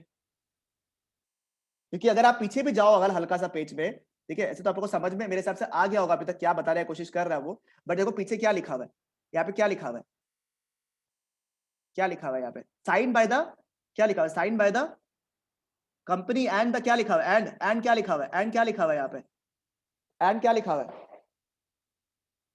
And the, and each member लिखा है, थर्ड पार्टी लिखा हुआ है क्या, या थर्ड पार्टी लिखा हुआ है, यहाँ पे थर्ड पार्टी लिखा हुआ है, बताओ हमको। नहीं लिखा हुआ है, मतलब कि कंपनी और मेंबर के बीच में बाइंड है। कंपनी रेस्पॉन्सिबल किसके लिए है, खाली कंपनी सिर्फ मेंबर के लिए रेस्पॉन्सिबल है, कंपनी सिर्फ मेंबर्स के लिए रेस्पॉन्सिबल है, थर्ड पार्टी के लिए रेस्पॉन्सिबल नहीं है। और कोर्ट ने कंपनी के फेवर में जजमेंट दिया बोलते हुए कि हाँ बात सही है। सेक्शन नंबर 10 जो है वो, सेक्शन नंबर 10 जो है वो कंपनी और मेंबर के लिए बाउंड है, कंपनी और थर्ड पार्टी के लिए बाउंड नहीं है, इसीलिए चाह कर भी जो है लॉयर उसके खिलाफ केस नहीं कर सकता। मतलब ऐसा होता है। हम बोला हाँ। अब नेक्स्ट आंसर सुनो, क्यों बताया आपको ये चीज, आपके साथ भी ऐसा हो सकता है कि कंपनी आपको एज अ सीए हायर कर रहा है और बोलेगा सुनो मैं आपका कंपनी का ना आर्टिकल्स में लिख देता हूँ कि आप ऑडिटर हो यार, 5 साल तक आप ही ऑडिटर रहोगे। ऐसा अगर बोल के आप अगर सेटिस्फाई हो गए, हाँ ठीक है लिखवा दिया बढ़िया, ये तब कंपनी थोड़ी ना बदमाशी करेगा, थोड़ी ना होता है, कर सकता है। इसलिए हमेशा लॉयर का गलती क्या पता क्या, लॉयर को बैठ के एक रिटर्न कॉन्ट्रैक्ट करना चाहिए था। अगर उसके बाद हाथ में रिटर्न कॉन्ट्रैक्ट होता, ठीक है, कि ऐसा सब बात है 3 साल तक आपको एज अ लॉयर हम रखेगा, रिटर्न कॉन्ट्रैक्ट साइन होता प्रॉपर्ली, उस केस में लॉयर केस कर सकता था कंपनी को खिलाफ। बट सिंस कोई कॉन्ट्रैक्ट था नहीं इनके बीच में, बस एमओए एओए के हिसाब से थर्ड पार्टी आराम, जो लॉयर था आराम से चल रहा था आगे कि हाँ कंपनी का आर्टिकल्स में तो मेंशन किया हुआ ही है, क्या स्ट्रेस है। उस बेसिस में आप मत जा रहा, क्योंकि कंपनी का जो बुक्स है वो कंपनी के लिए है, वो कंपनी के मेंबर्स के लिए है, वो थर्ड पार्टी को बेनिफिट नहीं देगा। वो जो एमओए एओ है ना, वो बेनिफिट्स या तो कंपनी को देगा या तो मेंबर्स को देगा, वो थर्ड पार्टी को ये बेनिफिट आपको नहीं मिलेगा कि जस्ट बिकॉज उसका एमओए एओ है तो आपको बेनिफिट मिलेगा, ये नहीं हो सकता। तो जब भी आप थर्ड पार्टी हो, अगर आप कुछ भी कॉन्ट्रैक्ट कर रहे हो कंपनी वगैरह से, ठीक है, और अगर आप थर्ड पार्टी हो तो हमेशा रिटर्न कॉन्ट्रैक्ट करना। समझ में आ रहा है, क्लियर है? भैया शेयर होल्डर्स भी मेंबर्स में आता है? हाँ, शेयर होल्डर्स ही मेंबर्स होता है। तो मतलब अगर वो जैसे लॉयर अगर शेयर होल्डर होता, हाँ, तब तो फिर कर सकता था फिर मेंबर। देखो अब डिपेंड करता है किस प्रोफेशनल कैपेसिटी में वो ज्वाइन किया है, एज अ मेंबर वो ज्वाइन कर रहा है या एज अ लॉयर वो ज्वाइन कर रहा है। अगर वो लॉयर है तो उस केस पे शेयर होल्डर होने के बाद भी वो एक तो थर्ड पार्टी बन गया। समझ रहा है बात को? डिपेंड करता है कि क्या सिचुएशन चल रहा है कंपनी में। बात समझ में आ रहा है आपको? हाँ वो सिचुएशन है, मिक्स मत करो, कॉम्प्लिकेट हो जाएगा एक बार के लिए। समझ रहे हैं बात को? कबीला सिंपल रूल क्या है, अगर प्रैक्टिकली आपको जानना है कुछ इसको, तो भैया कभी भी आप कॉन्ट्रैक्ट वगैरह करते हो हमेशा इफ यूर थर्ड पार्टी, अगर आप मेंबर नहीं हो, पहला बात तो सुनो मैं आपको बताता हूँ, जो अभी बोला किसने बोला क्वेश्चन, हर्ष ने पूछा ना, हर्ष ने पूछा। हर्ष जो बोला ना, एक्चुअली क्या आता है, अगर आप एक कंपनी के लॉयर बनने वाले हो, ऑडिटर बनने वाले हो ना हर्ष, तो आप कंपनी के शेयर्स को लिमिटेड तौर पे ले सकते हो, मतलब बहुत थोड़ा सा अमाउंट ही आप एज अ मेंबर आप ले सकते हो, नहीं तो आप ऑडिटर नहीं बन सकते कंपनी का। देखो सीधा बात है, सुनो क्यों नहीं बन सकता। देखो आप कोई कंपनी का ऑडिटर क्यों नहीं बन सकता, अगर कंपनी का शेयर होल्ड करते हो, ठीक है। आप अगर अपने फर्म में, जहाँ पे आपका खुद का फर्म है, जहाँ आप खुद बिजनेस कर रहे हो, अब मैं अगर आपको बोलूं कि उसको ऑडिट करके दो, तो आप चाह के भी कुछ बुरा बोल पाओगे क्या अपने कंपनी का? नहीं। बाउंड है भैया, कंपनी को पैसा दे रहा है, कंपनी को डिविडेंड दे रहा है, आप कैसे बोलोगे खराब उसके लिए? तो इसलिए ऑडिटर को फेयर रखने के लिए ऑडिटर को बोलता है कि आप उस कंपनी की ऑडिटर बन सकते हैं जहां पे आपने शेयर्स नहीं लिया है ऑलमोस्ट, या फिर लिया है तो बहुत नेग्लिजिबल अमाउंट जो कि लॉ में मेंशन किया है, उतना ही अमाउंट ले सकते हो आप लोग। आईपीसीसी में जब आप लोग पढ़ोगे तब आपको समझ में आ जाए। इनफैक्ट ये सीए फाइनल में भी वापस रिपीट होता है, ऑडिट एंड ऑडिटर्स वाला पार्ट है, ऑडिट एंड ऑडिटर्स बोल के चैप्टर है, ठीक है, वो आप लोग आईपीसीसी में भी पढ़ोगे, फाइनल में भी पढ़ोगे, दोनों सेम चैप्टर्स है ऑलमोस्ट, ठीक है। उसमें पढ़ते हैं कि ऑडिटर को क्या क्या होना पड़ेगा, कंपनी में एक ऑडिटर कैसे बन सकता है, ठीक है, जैसे आप लोग केस में, ठीक है। तो ये वाला पार्ट, ठीक है हर्ष, आंसर तुमको समझ में आ गया? देखो मेंबर्स टू मेंबर्स के लिए बाउंड है क्या सेक्शन 10? मेंबर्स टू मेंबर्स के लिए बाउंड है सेक्शन नंबर 10? बताओ मेरे को, क्या आपस में दो मेंबर्स लोग सेक्शन 10 का एडवांटेज ले सकते हैं क्या? नहीं ले नहीं ले सकता। सकता। और मेंबर्स ऑफ आउटसाइडर्स? नहीं ठीक है भैया, हाँ जी अगर वो पहला वाला केस में जब हर्षल 5 लाख रुपया लिया था कंपनी से, और अगर हर्षल उस टाइम पे शेयर होल्डर नहीं होता तो तब नहीं होता, तब प्रॉब्लम होता। तो देखो कंपनी तो हाँ एमओए एओए है, फेवर किसको कर रहा है? इस केस में तो हर्षल को ही फेवर कर रहा है क्योंकि हाँ, हर्षल बट member एमओए नहीं है। एओ डिजाइन क्यों किया गया? कंपनी को फेवर करने के लिए, हाँ कंपनी को क्लीन रखने के लिए। कंपनी का क्लेम कर सकता है, बात समझ रहा है? कंपनी देखो सेक्शन 10 का बात ही नहीं है इस केस में, समझ रहा है आप बात को? सेक्शन 10 का बात ही नहीं है इस केस पे। कंपनी तो मांग ही सकता है ना रुपया, कंपनी बोला मैं तो कॉन्ट्रैक्ट में तो आ सकता है पैसे दो। एमओए एओए का बेनिफिट सिर्फ उसका कंपनी और मेंबर्स आपस में कर सकता है, बाहर का मतलब पार्टी वालों को मतलब ही नहीं, वो बोल ही सकता है बैठ के कॉन्ट्रैक्ट ही लीवा ये लीवा वो लीवा, ऐसे नहीं पूछ सकता आपका। और कंपनी बताता हूं अगर ऐसा कुछ हुआ जहां पे कॉन्ट्रैक्ट करना पड़ रहा है, आराम से कंपनी जो है प्रॉपर्ली आपको डॉक्यूमेंट सब कुछ देके करेगा, कभी ऐसा होगा ही नहीं। पहला बात, अगर इस चीज का केस का अगर फायदा उठाने की कोशिश किया भी सेक्शन नंबर 10 का, ऐसा होगा ही नहीं कंपनी के केस में, इतना बड़ा गलती कंपनी करता ही नहीं है पहला बात तो। बाई चांस किया और हर्षल ने केस किया तो हो सकता है कि हर्षल को फायदा मिल जाए, 1% चांस है, ऐसा केस हुआ नहीं आज तक, बट अगर करे तो क्या पता हर्षल को फायदा मिल जाए इसका। ठीक है, अगर कंपनी सिर्फ सेक्शन 10 के हिसाब से हर्षल के लिए रुपया मांग रहा है तब हो सकता है कि हर्षल जीत जाए केस। ठीक है, provided that she is not a member. ठीक है नेहा, हाँ भैया, बट इसको एग्जाम के लिए मत याद करना, हाँ कंफ्यूज हो जाएगा और ठीक है प्रॉब्लम हो जाएगा नहीं तो। बात समझ में आ गया ना यहाँ तक अभी? ठीक है, अब चलो शेयर एंड शेयर कैपिटल बहुत इजी वाला पार्ट है, most probably the last section of the chapter. ठीक है, आई होप एंट्रेंसमेंट वाला पार्ट है, वोटिंग राइट्स वाला पार्ट जो है हम लोग बाद में करेंगे। आओ, शेयर कैपिटल के बारे में सुना है आप लोग? ये सब टाइप के शेयर कैपिटल्स होते हैं, इजी पार्ट है, थियोरेटिकल पार्ट है, सेक्शन नंबर्स आपको याद नहीं करना है। ठीक है, इसके सेक्शन नंबर्स आपको याद नहीं करने हैं। यहाँ तक पूरा क्लियर है आपको? बताओ मेरे को, इसके पहले तक क्लियर है? हमने दो अलग अलग सेक्शंस किया यहाँ पे, कल क्या था पावर ऑफ एंट्रेंचमेंट और आज क्या बाइंडिंग फोर्स वाला, section number 10 power of entrenchment. ये सब क्या होता है, थोड़ा कभी टफ पेपर आता है ना, कभी पेपर टफ आएगा तो ये सब क्वेश्चंस पूछता है। ठीक है, इस टाइप का क्वेश्चन टफ पेपर आने से पूछता है, इजी पेपर जल्दी नॉर्मल पेपर अगर आता है तो नहीं पूछता। ठीक है, एंट्रेंचमेंट तो आज तक कभी पूछा ही नहीं है, पहला बात तो बता रहा हूँ मैं, एंट्रेंचमेंट कभी भी नहीं पूछा आज तक। तो बहुत टफ पेपर, एकदम गंदा पेपर आ जाएगा ना तब होगा। बहुत बार ये वाला टॉपिक्स को स्किप भी कर देता, नहीं पढ़ाता ये वाला टॉपिक्स को, चलो पढ़ लो आप लोग, अच्छा ही है, प्रैक्टिकली काम आता है सब चीज तो काफी। ठीक है, आओ, different types of share capital होता है। ठीक है, मेरे को खुद ही बता दो क्या होता है, नॉमिनल कैपिटल फिर ऑथराइज्ड कैपिटल क्या होता है, किसी को आइडिया? जितना कंपनी मतलब मेंशन किया कि इतना कैपिटल में, मतलब टोटल कैपिटल इतना हो, मैक्सिमम अमाउंट ऑफ कैपिटल, एक कंपनी कितना मैक्सिमम अमाउंट ऑफ कैपिटल रख सकता है ना, मेमोरेंडम में मैक्सिमम अमाउंट ऑफ कैपिटल जो मेंशन किया हुआ है शेयर कैपिटल, उसको क्या बोलेंगे, नॉमिनल कैपिटल या फिर ऑथराइज्ड कैपिटल। उससे बियॉन्ड अपन जा नहीं सकता, उसको इंक्रीज कर सकता है अपन, उसको इंक्रीज अपन कर सकता है। ठीक है, but what is the maximum amount जो मेमोरेंडम में मेंशन किया हुआ है, क्योंकि जब आप कंपनी रजिस्टर करते हो ना तो आपको एक फीस पे करना पड़ता है। ठीक है, जब आप कंपनी को रजिस्टर करते हो तो आपको एक फीस पे करना पड़ता है, और जो फीस है वो पेमेंट होता है on the basis of authorised capital, on the basis of the authorised capital. Company का कितना ऑथराइज्ड कैपिटल है उसके हिसाब से कंपनी को फीस पे करना पड़ता है, तो जितना ज्यादा ऑथराइज्ड कैपिटल उतना हाई फीस होता है। ठीक है, इशूड कैपिटल क्या होगा, इशूड कैपिटल, इशूड कैपिटल क्या होगा, जितना कंपनी ने शेयर इशू किया, पब्लिक को जितना सब्सक्राइब करने के लिए पैसा इशू शेयर्स इशू किया है। ठीक है, ऑथराइज में से, जैसे अगर सोचो 1 लाख ऑथराइज शेयर्स है, उसमें से 50,000 शेयर्स कंपनी ने दिया है पब्लिक को सब्सक्राइब करने के लिए, तो वो हो गया 50,000 शेयर्स क्या हो गया, इशूड कैपिटल। ठीक है, उस पे से फिर सब्सक्राइब्ड कैपिटल क्या होगा, जितना पब्लिक लोग सब्सक्राइब करता है, जितना शेयर्स खरीदा। मतलब कभी कभी अंडर सब्सक्राइब भी होता है, जैसे अगर 50,000 शेयर्स दिया 40,000 शेयर्स ही खरीदा, और कभी कभी ओवर सब्सक्रिप्शन भी होता है, जैसे अगर 50,000 शेयर्स था 60,000 लोग जो है ओवर सब्सक्राइब कर लिया। ठीक है, वो चीज होता है कभी कभी। उसके बाद में फिर कॉल्ड अप क्या होता है, जितना कंपनी शेयर होल्डर से पैसा मंगवाता है। मंगवाता है। अगर 100 रुपए का शेयर है, हो सकता है कंपनी जो है पहले 20 रुपए आपसे मंगवा ले, उसको बोलता है कॉल्ड अप शेयर कैपिटल। और उसपे से पेड अप शेयर कैपिटल क्या होगा, जो ऑलरेडी पे कर चुका है, जो जितना कंपनी ने पे मंगवाया है। क्लियर है, ये वाला पार्ट इजी है एकदम। ठीक है, इसको जस्ट रीड करना, ठीक है ना, इसको रीड कर लेके दिमाग में रहना, याद मत करना इसको।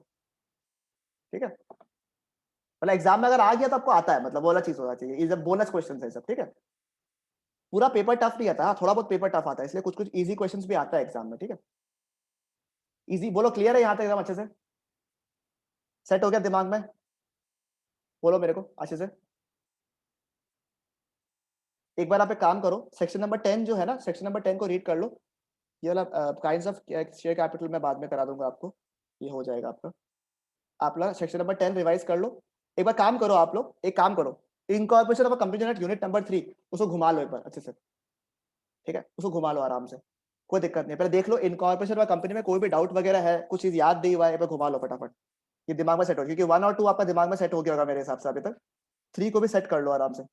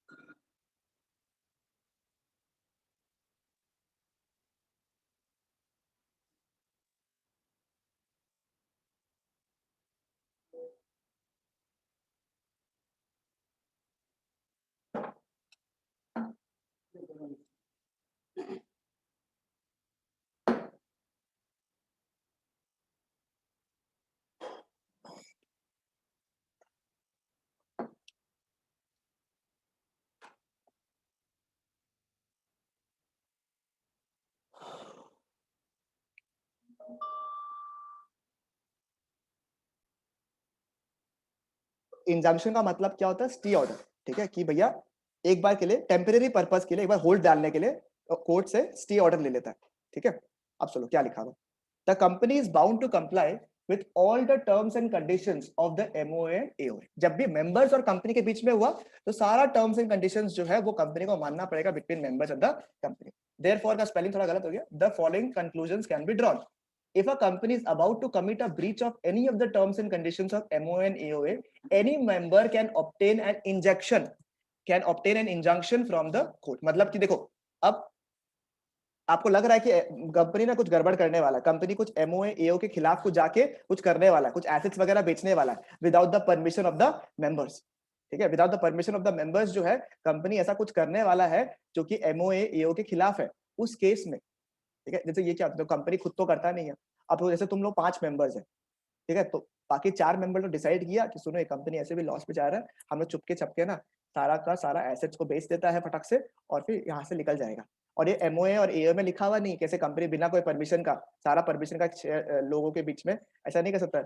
ये आपको इन्फॉर्मेशन मिल गया, ये ऐसा कुछ बदमाशी करने वाला है ये लोग, आप एक मेंबर थे आपको बदमाशी मिल लग रहा लगे कि ये लोग बाकी मेंबर लोग बदमाशी कर रहे हैं कंपनी के बिहाफ में, ठीक है, जो कि एमओए एओ के खिलाफ है, तो आप मेंबर जाके कोर्ट में केस कर सकते हो, ठीक है, कि ये कंपनी जो है ये एमओए एओ के खिलाफ जा रहा है। आप एक काम करो, जब तक फैसला नहीं आता तब तक एक स्टे ऑर्डर लगा दो कि जो ये ट्रांजैक्शन करने वाले हैं ना ये लोग अभी एक बार ना कर पाए, ठीक है।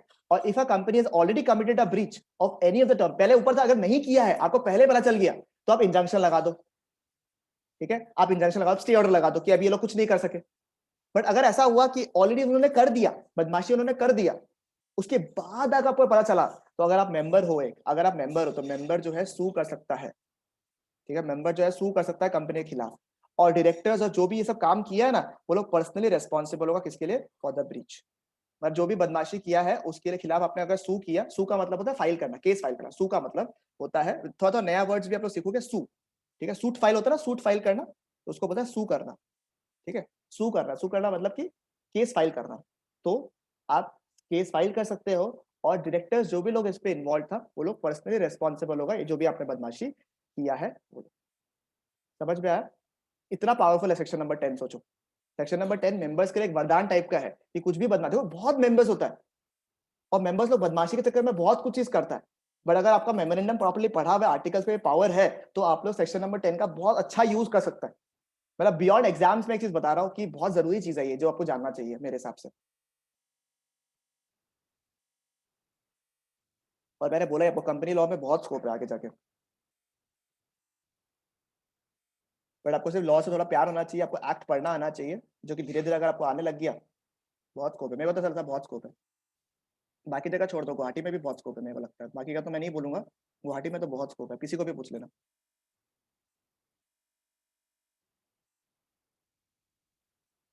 और लिटिगेशन, जैसे अभी केस के बारे में बात कर रहे हैं, लिटिगेशन वाला तो और कम है, मतलब बहुत रेयर है। कंप्लायंस का काम ही करने वाला कम है यहाँ पे, लिटिगेशन तो बहुत ही कम कर रहा है, बहुत ही कम। लिटिगेशन मतलब कोर्ट वोर्ट में जो फाइट वाइट करता है, किसी के लिए केस वेस फाइल करता है, वो सब चीज तो बहुत ही कम करता है लोग, सीए के रिलेशन में जो स्पेशलिस्ट हो इस चीज में।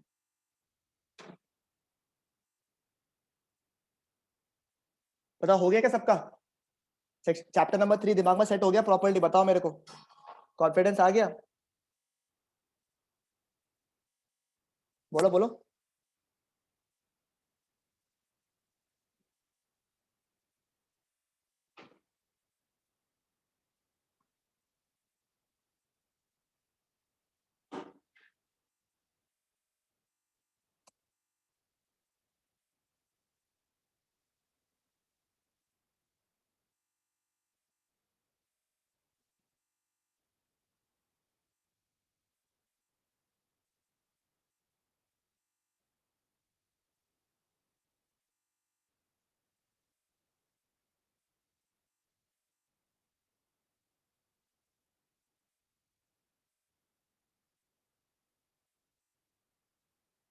कंफर्म करो फटाफट हमको प्लीज। खत्म हो गया आप लोग का? पूरा क्लियर है चैप्टर? हाँ भैया। हाँ भैया। ठीक है, हाँ चीजें भैया। clear हो गई, पूरा कर हाँ चलो। भैया।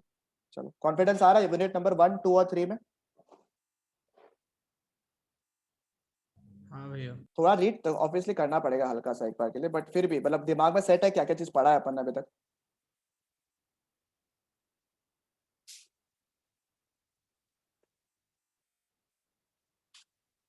यूनिट 4 जो है बहुत छोटा है बट बहुत इंपॉर्टेंट है, ठीक है? लास्ट पार्ट है ये। अब पर यूनिट 4 के पहले अपने को कुछ जरूरी चीजें जो पढ़ना है वो अपन पढ़ लेते हैं। सुमन क्लियर हो रहा है? नहीं बोलेगा? आओ, हम लोग कंपनी का मेमोरेंडम और आर्टिकल्स के बारे में कंटिन्यूअसली पढ़े जा रहे हैं, ठीक है? कि कंपनी क्या होता है, मेमोरेंडम क्या होता है, इसके बारे में हम लोग कंटिन्यूअसली पढ़े जा रहे हैं। मेमोरेंडम का हल्का सा नोट्स है, आप लोग यहाँ पर मेन बुक को एक बार रेफर कर सकना पड़ेगा, नहीं तो मैं आपको जो आंसर भेजूंगा ना, आंसर वाला चीज, जो क्वेश्चन बुक भेजूंगा, मैंने स्पेसिफिकली इसका नोट्स जो है ग्रुप बुक में इसलिए डाला कि अननेसेसरी लंबा हो जाएगा। मैंने क्या किया इससे अच्छा, जो आपका आंसर बुक है, क्वेश्चन बुक जो है, क्वेश्चन बैंक जो है आपका, उसमें से आप लोग पढ़ लेना इस पार्ट को, चलेगा? ठीक है, ये वाला पार्ट जो है इसको आप लोग क्वेश्चन बैंक से पढ़ लेना, ठीक है? तो वो बार बार पढ़ने का दरकार नहीं पड़ेगा, ठीक है? चलो सुनो, कंपनी के दो इंपॉर्टेंट डॉक्यूमेंट्स होते हैं, एक होता है मेमोरेंडम ऑफ एसोसिएशन, एक होता है आर्टिकल्स ऑफ एसोसिएशन, ठीक है? एक होता है मेमोरेंडम ऑफ एसोसिएशन, एक होता है आपका आर्टिकल्स ऑफ एसोसिएशन। मेमोरेंडम जो है ओवरऑल कंपनी के बारे में बताता है पूरा, और आर्टिकल्स जो है रूल्स एंड रेगुलेशंस के बारे में बताता है, ठीक है? आइए पहले हम लोग मेमोरेंडम के बारे में पढ़ते हैं। 2 सबसेक्शन 56, ठीक है? 2 सबसेक्शन 56 जो है आपका, वो मेमोरेंडम के बारे में बताता है। Memorandum of association means the MOA of a company as originally form और आर अल्ट्रा, ठीक है? और ऑल्टर्ड होगा, यहाँ अल्ट्रा नहीं है, और आर ऑल्टर्ड है, यहाँ altered from time to time in pursuance of the company law और ऑफ दिस एक्ट। मतलब सिंपल लैंग्वेज में क्या है, कंपनी लॉ में जो भी आप डिफाइन किया हुआ है as a memorandum of association, वही जो है मेमोरेंडम ऑफ एसोसिएशन है। जो ओरिजिनली आपने फॉर्म किया था, ये कभी कभी क्या होता है, सेक्शन 8 कंपनी है, देखो फर्स्ट लाइन पढ़ो पहले बार, क्या लिखा हुआ है? एज पर टू, ठीक है? क्या लिखा हुआ है आपका? Memorandum of association means the MOA of a company as originally form. जब कंपनी आप फॉर्म करते हो, शुरू में जब एकदम कंपनी रजिस्टर करते हो, याद है सेक्शन 7, जब कंपनी आप इनकॉर्पोरेट कर रहे हो, सबसे पहला डॉक्यूमेंट क्या चाहिए था आपको? सबसे पहला डॉक्यूमेंट क्या चाहिए था आपको? सबसे पहला document memorandum of association and articles of association. तो शुरुआत में जब कंपनी आप खोल रहे हो तब आपको मेमोरेंडम बनाना पड़ता है, तो वो वाला एमओए तो हो जाएगा। और साथ ही साथ में कभी सेक्शन 8 कंपनी अगर आपने खोला, ठीक है, उस समय तो मेमोरेंडम में आपने क्या लिखा कि मैं चैरिटेबल पर्पस के लिए यूज करूंगा, ये सब करूंगा, हेनर करूंगा, तनर करूंगा। फिर आपने अपना पर्पस को फुलफिल नहीं किया तो कंपनी बोलेगा आपको, गवर्नमेंट बोलेगा, आरओसी बोलेगा आपको एक काम करो, सुनो तुम अपना जो चीजें है ना उसको फुलफिल नहीं कर रहे हो, तुम अपने आप को कन्वर्ट करो दूसरे कंपनी में। तो बताओ तुम्हारा मेमोरेंडम चेंज होगा या नहीं होगा? बताओ मेमोरेंडम तुम्हारा चेंज होगा या नहीं होगा? आया ना, हाँ भैया। मेमोरेंडम चेंज हो जाएगा, ठीक है, बट वो किसके हिसाब से हो रहा है, लॉ बोल रहा है तभी, ऐसे नहीं कि आपका मन हुआ मेमोरेंडम आपने चेंज कर दिया, आर्टिकल्स पे फिर भी ऑल्टरेशंस पॉसिबल है without the permission of the law, but memorandum में तभी होगा जब कंपनी लॉ ने आपको बोला है या फिर किसी एक्ट के चीजों ने यहाँ पे बोला है कि आप मेमोरेंडम को चेंज करो। लॉ ने अगर आपको बोला, गवर्नमेंट ने आपको बोला, आरओसी ने आपको बोला कि भैया तुम ऐसा नहीं कर रहे हो, तुम मेमोरेंडम को चेंज करो, ऑल्टर करो, तभी आप ऑल्टर करोगे, अदरवाइज आप मेमोरेंडम को ऑल्टर नहीं कर सकते। समझ में आया? तो एमओए का मतलब क्या हो गया, एमओए जो ओरिजिनली फॉर्म हुआ at the time of incorporation या फिर चेंज हुआ है as per the company law और बाय द एक्ट, अगर एक्ट ने या लॉ ने कुछ बोला है तभी आप ऑल्टर कर सकते हो। बट ये तो आपका जैसे वो कंपनी वाला पार्ट हो गया कि company means a company which is registered under this act और अदर लॉ, तो ये भी क्लियर नहीं है। मेमोरेंडम में यही बोला है कि भैया जो ओरिजिनली फॉर्म किया या फिर ऑल्टर किया, मेमोरेंडम क्या होता है ये तो बताया ही नहीं है इसमें, तो इसलिए आया था दूसरा का डेफिनेशन। पाल्मर ने एक डेफिनेशन दिया है जिसमें क्या लिखा, देखो, memorandum contains the objects, objects important word क्या है, ऑब्जेक्ट्स, ठीक है, ये ऑब्जेक्ट्स वर्ड बहुत इंपॉर्टेंट है, बाकी तो मैं कुछ पढ़ूंगा ही नहीं इसमें। ऑब्जेक्ट्स, स्कोप क्या है कंपनी का, वो किसमें लिखा हुआ रहता है, आपका मेमोरेंडम में लिखा हुआ रहता है, ठीक है। तो मेमोरेंडम में क्या लिखा हुआ रहता है, कंपनी का ऑब्जेक्ट्स, कंपनी का स्कोप क्या है, कंपनी किस चीज के लिए बना हुआ है, ये सब कुछ चीजें जो है क्या डिस्कस करता है, मेमोरेंडम डिस्कस करता है, ठीक है। और ये जो स्कोप बनाया हुआ है ना, ये जो स्कोप बनाया हुआ है उसके बियॉन्ड कंपनी जा ही नहीं सकता, ठीक है। इसकी कंपनी, इस जो स्कोप बनाया, जैसे अगर मेमोरेंडम ने बोला है कि ये तुम्हारा रेडियस है, इसके अंदर तुमको काम करना है, कंपनी अगर कुछ भी काम इसके बाहर करता ना वो गलत है। वो क्या होता है वो भी अभी इसके कंटिन्यूएशन वाला टॉपिक से आगे जाके जो बहुत इंपॉर्टेंट है वो अपन डिस्कस करेंगे, ठीक है। तो कंपनी जो है, मेमोरेंडम जो है बेसिकली आपके लिए एक लिमिट बना दिया कि इस लिमिट के बाहर आप कुछ भी कंपनी जो है काम नहीं कर सकता। It identifies the objects and the scope, ठीक है, जिसके बियॉन्ड जो है कंपनी कोई भी काम नहीं कर सकता, ठीक है। ये वाला पार्ट हो गया। तो ये डेफिनेशन जो है मेमोरेंडम का बहुत इंपॉर्टेंट है, ठीक है। आपको समझ में आ गया मेमोरेंडम क्या होता है और मेमोरेंडम मेनली क्यों फॉर्म किया हुआ है, ठीक है। अब इसका मेन पर्पस क्या है जिसकी वजह से मेमोरेंडम बनाया हुआ रहता है, देखो, share holders, creditors and those who deal with the company know कि भैया क्या पावर्स है। जब भी कोई कंपनी का मेमोरेंडम बनता है, आर्टिकल्स बनता है, उसका मेन रीजन क्या होता है कि भैया शेयर होल्डर्स हो गया, कोई क्रेडिटर्स हो गया, कोई सप्लायर हो गया, उन लोगों को पता तो चले कि किस कंपनी से डील कर रहा है, क्या इसका स्कोप है, क्या इसका ऑब्जेक्ट्स है। कोई ऐसा काम तो कंपनी नहीं कर रहा है जो उसके मेमोरेंडम में नहीं लिखा हुआ है, क्योंकि अगर वो मेमोरेंडम के खिलाफ कुछ कर रहा है तो फिर कंपनी रिस्पॉन्सिबल नहीं होगा उस चीज के लिए। इसीलिए जानने के लिए कि कंपनी का पावर्स क्या है, मेमोरेंडम इंपॉर्टेंट है, ठीक है। फिर क्या लिखा है, anyone dealing with the company will know whether the transaction he intends to make with the company is within the objects of the company or not ultra wires। बताऊंगा अल्ट्रा वायर्स क्या होता है, ठीक है, होल्ड में रखो, ठीक है। अल्ट्रा वायर्स वाला वर्ड जो है उसको होल्ड में रखो। ये जानने की कोशिश करते हैं अपन इसके थ्रू कि जो आदमी जो डील कर रहा है कंपनी के साथ में वो कंपनी के स्कोप के अंदर है या नहीं। अल्ट्रा वायर्स वाला वर्ड जो एक बार के लिए स्कोप पे रख के रखो, दिमाग में रख के रखो, बस थोड़ा देर बाद में आपको बताने वाला हूँ अल्ट्रा वायर्स वाला पॉइंट को कि क्या होता है।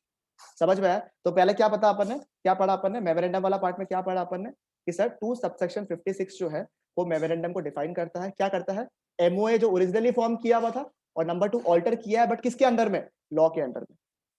तो अगर ये डेफिनेशन क्लियर नहीं था तो पाल्मर ने डेफिनेशन क्या दिया कि ऑब्जेक्ट्स और स्कोप बताता है beyond which a company has to function. दो पर्पस के लिए शेयर होल्डर्स और जो बाकी लोग हैं उन लोगों को पता रहना चाहिए कि क्या पावर्स है कंपनी का, और कोई भी अगर डील कर रहा है कंपनी से तो उसको पता रहना चाहिए कि कंपनी का ऑब्जेक्ट्स क्या है। ये दो मेन पर्पसेस जो है वो मेमोरेंडम सॉल्व करता है, ठीक है। एक की डॉक्यूमेंट है, एक की पब्लिक डॉक्यूमेंट है कंपनी का, ठीक है। ये सेक्शन 299 में है ना, बोलता है कि मेमोरेंडम ऑफ एसोसिएशन जो है, एमओए जो है, वो एक पब्लिक डॉक्यूमेंट है। क्या है वो? एक पब्लिक डॉक्यूमेंट है। पब्लिक डॉक्यूमेंट का मतलब क्या होता है, कोई बता सकेगा हमको? पब्लिक डॉक्यूमेंट क्या होता है बताओ? जो पब्लिक एक्सेस करता है। Very good. आप एमसीए का साइट पे जाके आप कोई भी कंपनी का एमओए को जो है वो डाउनलोड कर सकते हो। एक नॉमिनल सा फीस लगता है, एकदम कम सा अमाउंट, ठीक है। आप कोई भी कंपनी का एमओए को डाउनलोड कर सकते हो। पब्लिक डॉक्यूमेंट है, पब्लिकली अवेलेबल है, पब्लिकली एक्सेसिबल है सबके लिए, ठीक है। सारा कंपनी को एमओए रखना जरूरी है, बिना कोई कंपनी का अगर एमओए नहीं रखा तो कंपनी लेजिट ही नहीं है, ठीक है। इनफैक्ट कंपनी इनकॉर्पोरेट ही नहीं हो सकता अगर कंपनी का एमओए वगैरह नहीं होगा तो, ठीक है। फिर कंटेंट क्या क्या है मेमोरेंडम में, क्या क्या चीज रहता है, ठीक है। कंपनी में क्या क्या रहता है, देखो अलग अलग क्या होता है मेमोरेंडम में ना, अलग अलग क्लॉजेस बना हुआ है, मतलब जो अलग अलग ऑब्जेक्ट्स है ना कंपनी का, वो अलग अलग कंटेंट जो है वो अलग अलग क्लॉजेस के नाम पे बनाया हुआ है, जैसे क्लॉज 1, क्लॉज 2, क्लॉज 3, क्लॉज 4, इस तरह से अलग अलग क्लॉजेस बनाया हुआ है। और क्लॉज वाइज जो है मेमोरेंडम डिवाइडेड है। जैसे नेम क्लॉज है, तो नेम क्लॉज में क्या लिखा रहेगा, कंपनी का नाम क्या है, कंपनी एक प्राइवेट लिमिटेड कंपनी है या पब्लिक लिमिटेड कंपनी है, या कंपनी को सेक्शन 8 कंपनी है या ओपीसी है। ठीक है, तो आपको मेंशन करना पड़ेगा यहाँ पे नेम क्लॉज में कि कंपनी का नाम क्या है और कंपनी प्राइवेट लिमिटेड कंपनी है या पब्लिक लिमिटेड कंपनी है।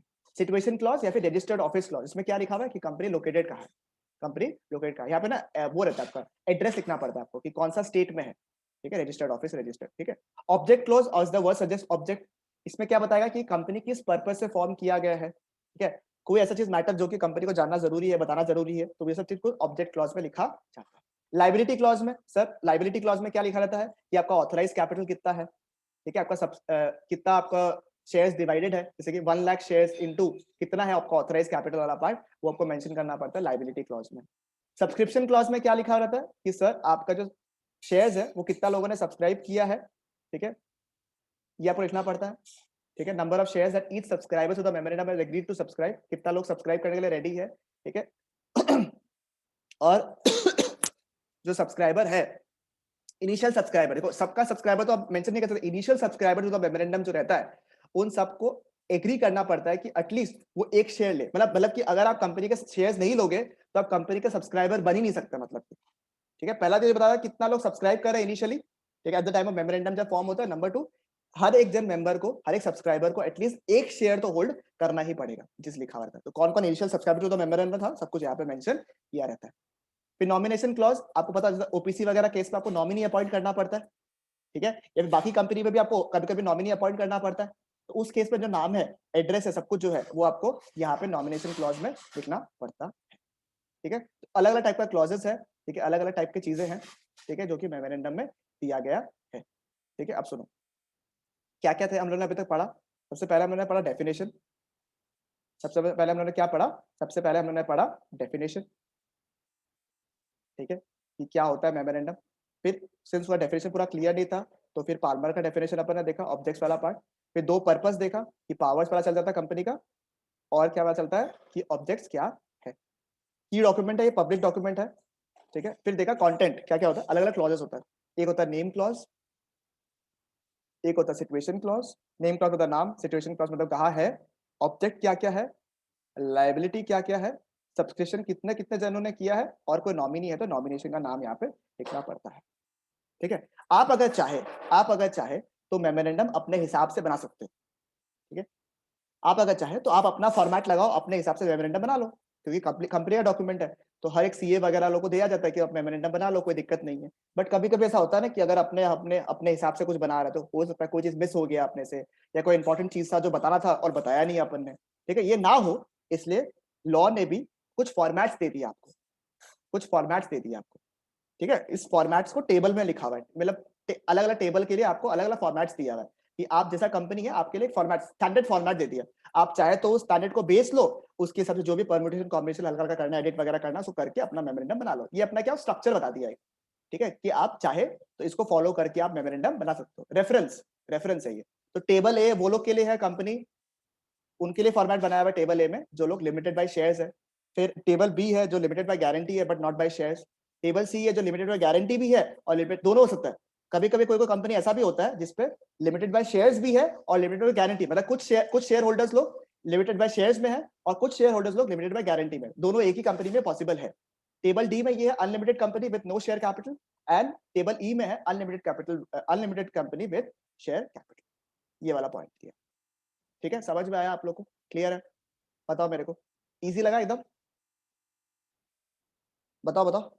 इतना पढ़ने से काफी है आपका इतना, और अगर आप लोग क्वेश्चन बैंक का एक बार आप लोग रीड कर लोगे ना मेमोरेंडम वाला पार्ट को, तो मोर देन एनफ है, मतलब इससे ज्यादा नहीं पूछता एग्जाम में। बट हाँ, एमओए एओए का डिफरेंस पूछता है आपको, वो अभी मैं आपको हल्का हल्का आर्टिकल्स वाला पार्ट जो है वो लिखवा देता हूँ।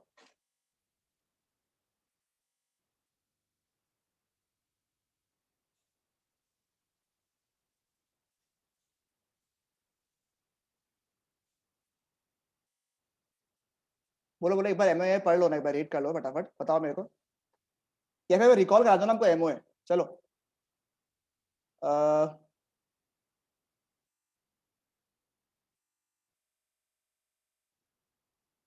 कौन कराएगा? गरिमा चलो एक बार रिवाइज करा दो हमको मेमोरेंडम, क्या क्या मेमोरेंडम में पढ़ा अपन ने?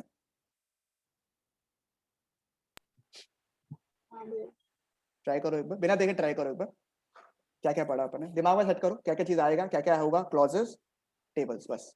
डेफिनेशन, क्यों खोला है, purpose, definition, purpose, clauses, table, खत्म, 4 ही पॉइंट है।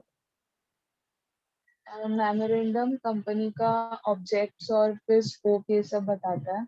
Okay, very good. और फिर 2 पर्पस होता है, एक तो कंपनी का ऑब्जेक्टिव बताने का और एक कंपनी का पावर बताने का। Very good. फिर पब्लिक डॉक्यूमेंट होता है, very good, as per section 399, ठीक है।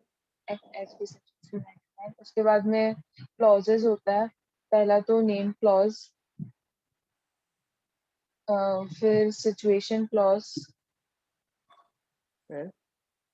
नेम कहाँ है, फिर क्या करेगा, नेम क्या नाम है, कहाँ रहता है, क्या करता है। अगर तुम्हारे लिए कोई रिश्ता के लिए पूछना है तो तुम क्या पूछेगा तुम्हारा पापा, नंबर 1 नाम क्या है तुम्हारा, नेम क्लॉज, कहाँ रहता है, सिचुएशन क्लॉज, क्या करता है, ठीक है, क्या ऑब्जेक्ट क्लॉज, ऑब्जेक्ट क्लॉज, फिर लाइबिलिटी क्लॉज, फिर नॉमिनेशन क्लॉज। लाइबिलिटी क्लॉज, देखो देखो देखो, सोचो सोचो अंकल क्या क्या चीज पूछेगा। पहले पूछेगा नाम क्या है, फिर बोलेगा कहाँ रहता है, ऑब्जेक्ट क्लॉज, फिर कोई कोई गलत गलत काम तो नहीं है ना, तुम्हारा लाइबिलिटी कुछ नहीं है, नहीं है, फिर भैया कितना पैसा लगाएगा, सब्सक्रिप्शन, और लास्ट में गारंटी क्या है, नॉमिनी क्लॉज, कि तुम मेरा बेटे को कभी हमेशा खुश रखेगा, किसी का कुछ गारंटी दो, गारंटी क्या होता है कंपनी का नाम पे, नॉमिनी, ठीक है। कैसे भी याद करो, हो जाना चाहिए बस, है ना। फिर टेबल वाला चीज आपको देख लेना एक बार, ठीक है, टेबल वाला चीज इजी है, फॉर्मेट्स दिया हुआ है टेबल में, ठीक है, चलेगा, क्लियर है, बोलो बोलो बोलो बोलो बोलो, सही है। हाँ, हल्का सा आर्टिकल का मैं लिखवा देता हूँ आपको, हल्का सा, कि आपको इजीली रेफर हो जाए और आप लोग फिर उसको क्वेश्चन बैंक से देख लेना आराम से, ठीक है।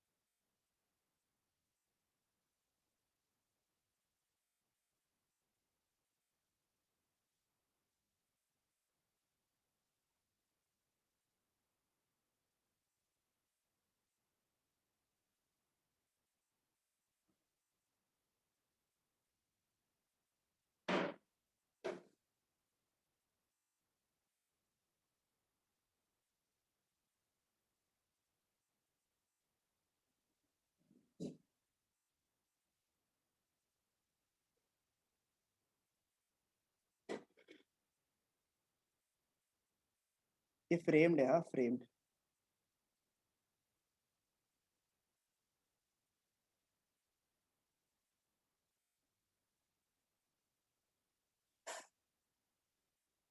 टाइम टू टाइम के बाद क्या लिखा है? इन परजुएंस, PERSUANCE।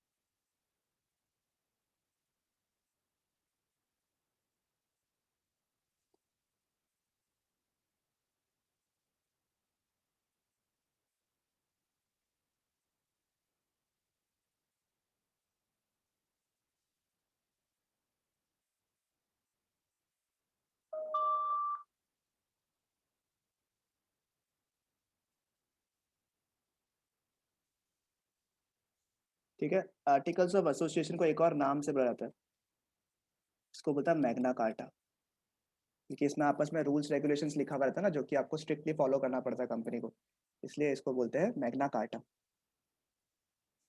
ठीक है, वैसे क्या होता था पहले, जो रॉयल रूल्स वगैरह होता था ना, रॉयल कुछ रेगुलेशंस वगैरह, रॉयल जो किंग्स के टाइम में जो होता था, तो उसको मैग्ना कार्टा बोलता था। तो इसीलिए आर्टिकल्स पे since rights, obligations, internal regulations के बारे में बता रहा है, तो उसको मैग्ना कार्टा बोलते हैं। ठीक है,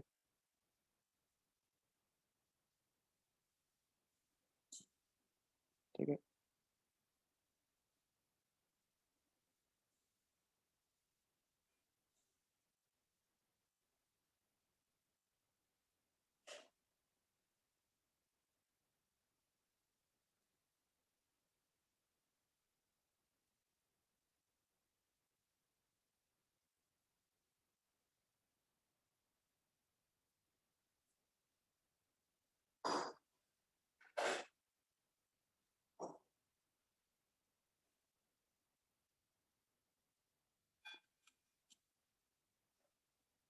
जैसे उस पर टेबल्स था, इस पे मॉडल्स है। ठीक है,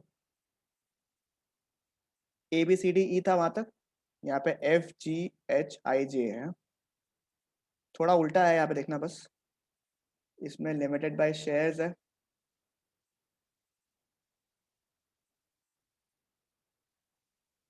इसमें बस ये चेंज कर देखो। सेकंड में गारंटी था विदाउट शेयर कैपिटल, इसमें है गारंटी विथ शेयर कैपिटल। ठीक है, फिर थर्ड में आता है guarantee with out share capital, बस ये उल्टा हो रहा है। ठीक है, यहाँ पे फिर इसमें भी देखो अनलिमिटेड है, उसमें भी अनलिमिटेड था, उसमें विदाउट शेयर कैपिटल था शुरू में, इसमें विथ शेयर कैपिटल है, और इसमें अनलिमिटेड विदाउट, बस।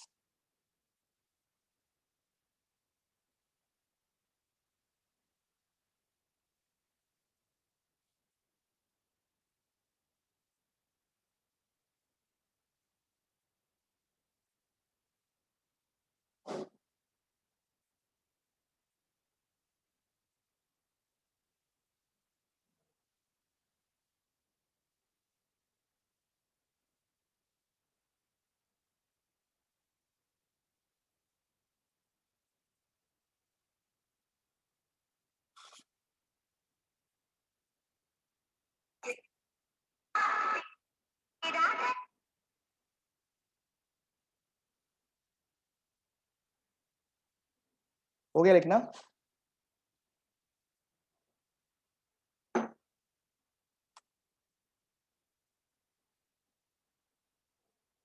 अभी इसमें कुछ डिफिकल्ट लग रहा है मेरे को, बताओ एक बार के लिए।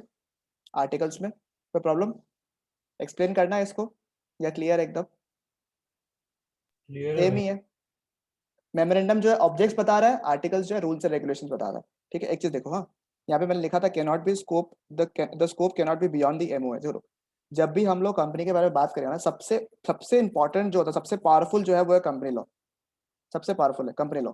ठीक है, ये सबसे इंपॉर्टेंट है, इसको तो फॉलो करना ही पड़ेगा आपको। उसके अंदर आता है, ठीक है, या मैं बोल सकता हूँ ऐसे बनाता हूँ, चलो। सबसे बड़ा सर्कल जो है वो है आपका कंपनी लॉ का, मेरा सबसे ज्यादा पावर इसके पास में कंपनी लॉ। उसके जो अंदर का एक सर्कल है उसको बोलेगा हम लोग एमओए।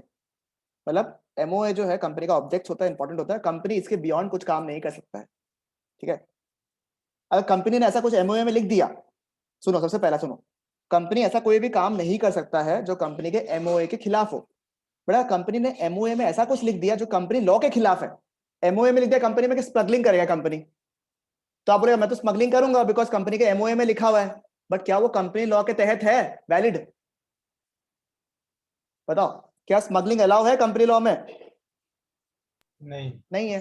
तो अगर एमओए में ऐसा कुछ लिखा हुआ है जो कि कंपनी लॉ के खिलाफ है, तो ये चीज बैकफायर हो जाएगा, अल्टीमेटली कोई काम में नहीं आएगा।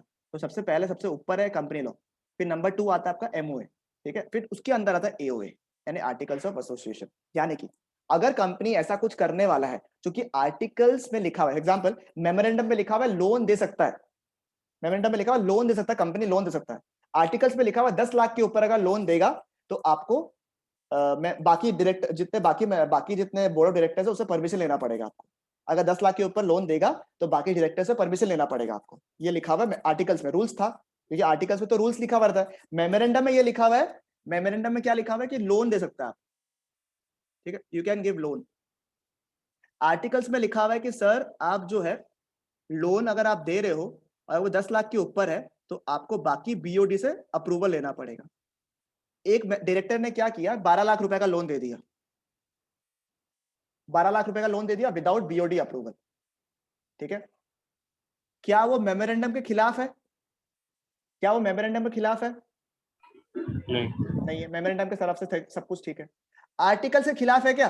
हाँ, तो अगर मेमोरेंडम के खिलाफ है तो बात ही खत्म हो गया, फिर तो वो डायरेक्टर कुछ नहीं कर सकता, कंपनी ने काम ही गलत किया। बट अगर आर्टिकल्स के खिलाफ है तो 1% चांस है कि बाकी डायरेक्टर्स बोलेगा सुनो इस बार तुमने गलती काम किया, इस बार तुमने 10 लाख का तुमको पता है कि बीओडी का अप्रूवल लेना पड़ता है और तुमने 12 लाख का दिया, पहली बार वार्निंग दे रहा हूं तुम्हें, नेक्स्ट टाइम में मत करना।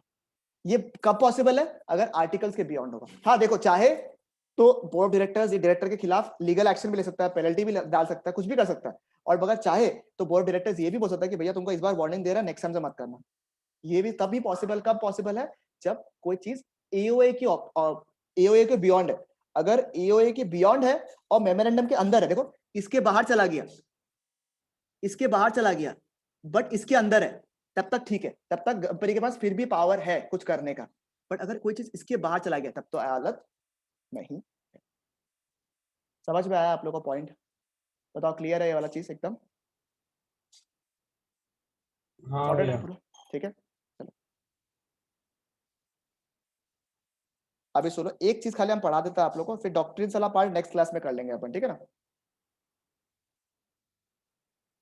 देखो एक कॉन्ट्रैक्ट एक्ट का ही पार्ट है क्योंकि वो नेक्स्ट टाइम डॉक्ट्रिन्स में काम आएगा अपन, ठीक है। कुछ टर्म्स आप लोग सीखिएगा।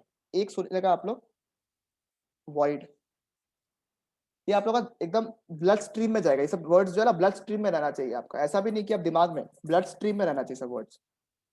वॉइड, एब इनिशियो, ठीक है, वॉइडेबल, ठीक है, और वैलिड। वैलिड वर्ड आपने सुना होगा कभी ना कभी। फिर वॉइड, वॉइड एब इनिशियो और वॉइडेबल। चलो वैलिड तो भैया सिंपल सा है, जो भी रिक्वायरमेंट्स है एक कॉन्ट्रैक्ट को प्रॉपर्ली बनाने के लिए, वो अगर आपने सब कुछ फुलफिल कर दिया, दो पार्टी है, दोनों पार्टी ने आपस में डील किया, प्रॉपर्ली सब कुछ डील किया, सब कुछ डिस्कस करेंगे हम लोग आराम से जब कॉन्ट्रैक्ट पे डिस्कस करेंगे कॉन्ट्रैक्ट होता कैसे है, कब हम लोग बोलेंगे कि कॉन्ट्रैक्ट हुआ दो लोगों के बीच में, ठीक है। तो अगर आपने जितने भी रिक्वायरमेंट्स थे कॉन्ट्रैक्ट बनाने के लिए, सारे डॉक्यूमेंट सारे रिक्वायरमेंट्स को अगर प्रॉपर्ली फुलफिल कर दिया, सब कुछ बिल्कुल सही है, सब कुछ ओके है, ठीक है, एवरीथिंग इज ओके, कॉन्ट्रैक्ट में सब कुछ ओके है, एकदम ओके है सब कुछ, ठीक है, तो उसको बोलेंगे वैलिड कॉन्ट्रैक्ट। ये भाई सब कुछ ठीक है, आगे बढ़ो आप लोग, कोई दिक्कत नहीं है, ठीक है। नेक्स्ट एग्जांपल है वॉइड कॉन्ट्रैक्ट। क्या है? Void contract. वॉइड कॉन्ट्रैक्ट का मतलब समझो क्या होता है। वॉइड कॉन्ट्रैक्ट का मतलब होता है कि देखो क्या हुआ, अभी 2021 में मैंने सोचा था जब हम लोग अरिजीत सिंह को बुलाने वाले थे, ठीक है। पहले अरिजीत सिंह ने बोला हाँ मैं आ जाऊंगा, हम लोगों ने बात किया ठीक है अरिजीत सिंह आ जाएगा, सब कुछ प्रॉब्लम कोई दिक्कत नहीं है, ठीक है। तो अरिजीत सिंह ने भी हाँ कर दिया, हम लोग ने भी हाँ कर दिया, हम लोग भी बोला कि हाँ हम लोग पेमेंट वगैरह कर देंगे, कोई दिक्कत नहीं है। अरिजीत सिंह को बुला रहे थे, अचानक से देश में क्या हुआ, देश में क्या आया, लॉकडाउन। अब मुझे बताओ कि अरिजीत सिंह को बुलाना पॉसिबल है? नहीं। मतलब कि सर पहले तो वैलिड था, पहले सब कुछ ठीक था, तो अचानक से ऐसा कुछ हुआ कि अब कॉन्ट्रैक्ट करना पॉसिबल है क्या? अब कॉन्ट्रैक्ट करना पॉसिबल है? नहीं है। कोई रीजन से, कोई सिचुएशन, एग्जांपल अरिजीत सिंह को पैर में लग गया बहुत जोर से, फ्रैक्चर आ गया उसका, अब मुझे बताओ अरिजीत सिंह के लिए कॉन्ट्रैक्ट करना पॉसिबल है क्या? पॉसिबल नहीं है। उस केस में वो कॉन्ट्रैक्ट जो पहले वैलिड था वो बन जाता है वॉइड। क्या बन जाता है? वॉइड, जिसको अपन बहुत प्यार से बोलेगा खारिज। पर अब जो है कॉन्ट्रैक्ट को खारिज करना पड़ेगा, आपको हटाना पड़ेगा, वॉइड डिक्लेयर करना पड़ेगा, ठीक है, आपको कैंसिल करना पड़ेगा कॉन्ट्रैक्ट को, उसको बोलता है वॉइड कॉन्ट्रैक्ट। कि पहले सब कुछ ठीक था बट कुछ कारण की वजह से अब आप वो कॉन्ट्रैक्ट को एग्जीक्यूट अगर नहीं कर सके तो उसको बोलते हैं वॉइड कॉन्ट्रैक्ट। समझ में आया आप लोग को? क्लियर है? ठीक है, इसमें मैंने एग्जांपल किसका दिया आपको? अरिजीत सिंह वाला, ठीक है। फिर आता है वॉइड एब इनिशियो, ठीक है। एग्जाम्पल, अगर आप, ठीक है, जैसे अभी आप सब लोग 18 के ऊपर हो गए ना, सब लोग सब 18 के ऊपर हो गए? कोई 18 ऐसा है, कोई 18 के नीचे है अभी भी? हाँ मैं कौन है? हर्ष है। हाँ। अब सोचो, अगर सोचो बाई चांस कोई 18 का ऊपर हो गया क्या? धनश्री हो गया ना 18 के ऊपर? हम भी हो गया। हाँ, तुषार नहीं ऐसा हो हो गया। गया भैया। ठीक है, तो अब क्या है, तुषार अगर सोचो कोई कॉन्ट्रैक्ट करता है हर्ष के साथ में, हर्ष, तुषार बताया था तुमको, हाँ मत करना, ठीक है। तो कॉन्ट्रैक्ट एक्ट में लिखा हुआ है कि भैया आप माइनर के साथ में कॉन्ट्रैक्ट कर ही नहीं सकता। क्या लिखा हुआ है? आप माइनर के साथ में कॉन्ट्रैक्ट कर ही नहीं सकता, ठीक है। मतलब माइनर के साथ में अगर आपने कॉन्ट्रैक्ट किया ना, सोचो अगर तुषार ने हर्ष को 2 लाख रुपए दिया और 2 साल बाद में हर्ष बोलता है, तुषार बोलता है भैया तेरे को 2 लाख रुपए दे तो पैसे दे, या सॉरी अगर 6 महीने बाद में बोलेगा कि भाई तेरे को 2 लाख रुपए तुमको दिया है, पैसा दो। तुषार बोलेगा क्या जिसका पैसा, हम तो कोई पैसा देने वाला नहीं है। तो भैया अगर सोचो तुषार बोलेगा हम तेरे खिलाफ केस करेगा, तूने मुझसे रुपया लिया है, बट तुषार क्या है इस केस में? तुषार माइनर है, और माइनर का केस में तुम अगर चाह के भी केस कर भी ले कोई भी फायदा नहीं है, तुमको पैसा नहीं मिलने वाला। समझ में आया तुषार? तो हर्ष के साथ में कॉन्ट्रैक्ट मत करना भाई, ठीक है, पैसा नहीं मिलने वाला तुमको, ठीक है। तो अब ऐसा कोई कॉन्ट्रैक्ट में बोल दे कि भैया अगर आप माइनर के साथ में कॉन्ट्रैक्ट कर रहे हो तो वो शुरू से खारिज है, शुरू से गलत है, वो आप कर ही नहीं सकते, उसको बोलता है वॉइड एब इनिशियो। तो क्या बोलता है? वॉइड एब इनिशियो, जो कि शुरू से ही